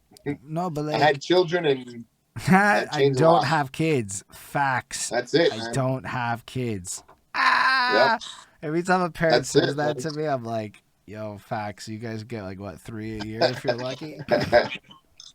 What are you? You're mid-30s almost now. I was already 10 years into being a I don't want to father at call it my mid 35. 30s yet. I don't know when it stops being your early 30s and starts being your mid 30s, but It was my guess. I don't even know your age, I'm man. It was just a 33. guess. Okay, well then you're early 30s still. But it's till like the end of the year, and then I'm in my mid 30s. I'm on the fucking cusp. I know it. I know Whatever, it. man. No, But it's anyways, dope. at 33, I had an 8-year-old already at 33. You know what I mean? So But a like, lot of life changed in those years from 25 to 33. You know? I just I knew I can't do it forever, and I wanted to be able to say one time I read 60 books in a year. So Oh, definitely, man. That's a hell of an accomplishment, man. I fucking, like I said, I haven't even touched that many books in 3 years. yeah, but you learn on a lot of other ways, and you come from a culture, if I'm not mistaken, of oral storytelling as a heavy emphasis But for a tradition. So like, I don't. I come from a culture of reading motherfucking shit. So like, I think yeah, I learned a lot about oral storytelling and history and shit, and it really is valid. So like, it is a valid learning source to have a yeah, bunch of organic conversations that teach you stuff. I don't know that it satiates me based on a speed thing. I read fast, so like I get more quicker. Conversations are cool for context. Like when I get curious, conversations are good. You can like explain different yeah, things. But then I'm gonna go read more after, and then I go back to curiosity, and then I go read more. Like it's a cycle that fuels each other. yeah. Definitely, definitely. I would say over on my side of things, it's like the more we connect with each other, doing random tasks throughout the day. That's where most of our knowledge is passed. Because like you said, the oral tradition of storytelling, and when I'm say cutting wood with an elder, you got like 3 hours, man. That's not a quick job. Like, you're there for quite a bit, and you're gonna hear about when this was, and a lot of those, and you got to learn to grab those and interpret them into the best way you can to modernize the way that it was then, and to teach your youth that you have now. Like I mean, I could tell you so many crazy stories with these elders in the bushes and hunting and trapping and whatever the fuck you want to call it, living off the land. But you know, a lot of those are meant for you and being there, you know, experiencing it firsthand. Uh, I would suggest if you can look up Mi'kmaq Camp. It's a fishing camp out in New Brunswick. You can go there and fish traditionally. It's a catch and release salmon fishing industry. They don't eat any of the fish. It's all catch and release. But it's to the point that they bring you on hikes into the woods. They teach you the plants. They teach you everything about surviving on Earth in case the grid shuts down. And those are the kind of things that I really like to pass along because, you know, we're going to need that eventually, man. We're going to have to get back in touch with this Earth eventually one day. I think And it's that's good yo. to, I'm glad you said that, because all of my future plans involve like smaller. Honestly, as much as I love the city and I want to live in the city, I want most people to leave the city so that the city gets more blessed with less people. That's my honest yeah, opinion. But I do think that like smaller communities or like I also want like more community gardens and shit. Like it's really weird how capitalistic food is when you think about how much space is available to like grow fucking zucchinis and shit. zucchinis and shit. I I love mean, zucchini look, chips. I'm not like that into that shit in like an interest point of view, but like at a practical point of view, it feels like it would deal with a whole lot of problems if we just had like vegetable patches in parks and shit. Like, I mean, like, It would make sense, right? Like, why not plant fruit trees in the park so you know you could pick a fruit and continue on with your day, right? yeah, Like, and just fucking public shits. And then you're like, oh, cool. In July, there's fucking whatever. I don't know any of the seasons. Don't ask me that shit for real. yeah, just But follow the like, seasons there. it's the principle of it all. And then like at least for a minute, like people then maybe don't have to spend as much money on food, so they can stack up a couple dollars of savings and shit. So when that the winter comes and we can't maybe pull this off as easily, and then you also get the knowledge of it. And I know for a fact you can buy like fucking indoor vegetable motherfucking growing kits and shit. Yeah, but it doesn't have the same, man. You need the sun touching it. Sure, but like we live in a place where that shit's not going down 6 months a year, my guy. So we're just talking about Definitely, definitely, sustainability and definitely, definitely. reality. Yeah, um. yeah, Anyhow, for sure. That's a whole nother one. I appreciate you, Willie. All right. we could I def we could have a whole nother convo on living off Earth. Dude, that's why they last this long. Cause half the time I'm just like, fuck it, let's have the convo, let's do it, and then I get it. Yeah, but then you open up other doors and windows to other things you don't know about the person by constantly talking, continuing the conversations. It's good, man, cause this is what I do if we weren't on camera. But yeah, I do think we covered a whole bunch. I love it. I'm glad we didn't stop then because we talked about fucking sustainable living. Like, Bonnie, how cool is that? What I'm talking about, you know what I'm saying? A little bit.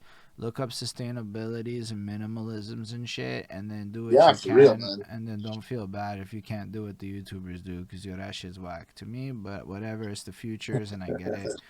All right. Do you have any final words for the peoples? And we're gonna have all your links and shit in the descriptions. I'll just plug the things one more time. You know, all the good things. Kelly's Green Lounge on Facebook. Go check that out. That's where you can find bongs, papers, and vapors. I'm a co-host alongside Co Treasy, Trev Jones, and Rich Prince. Kicking it live with Willie every single Friday night, 8 p.m. Eastern Standard Time, right here on Twitch at Willie World.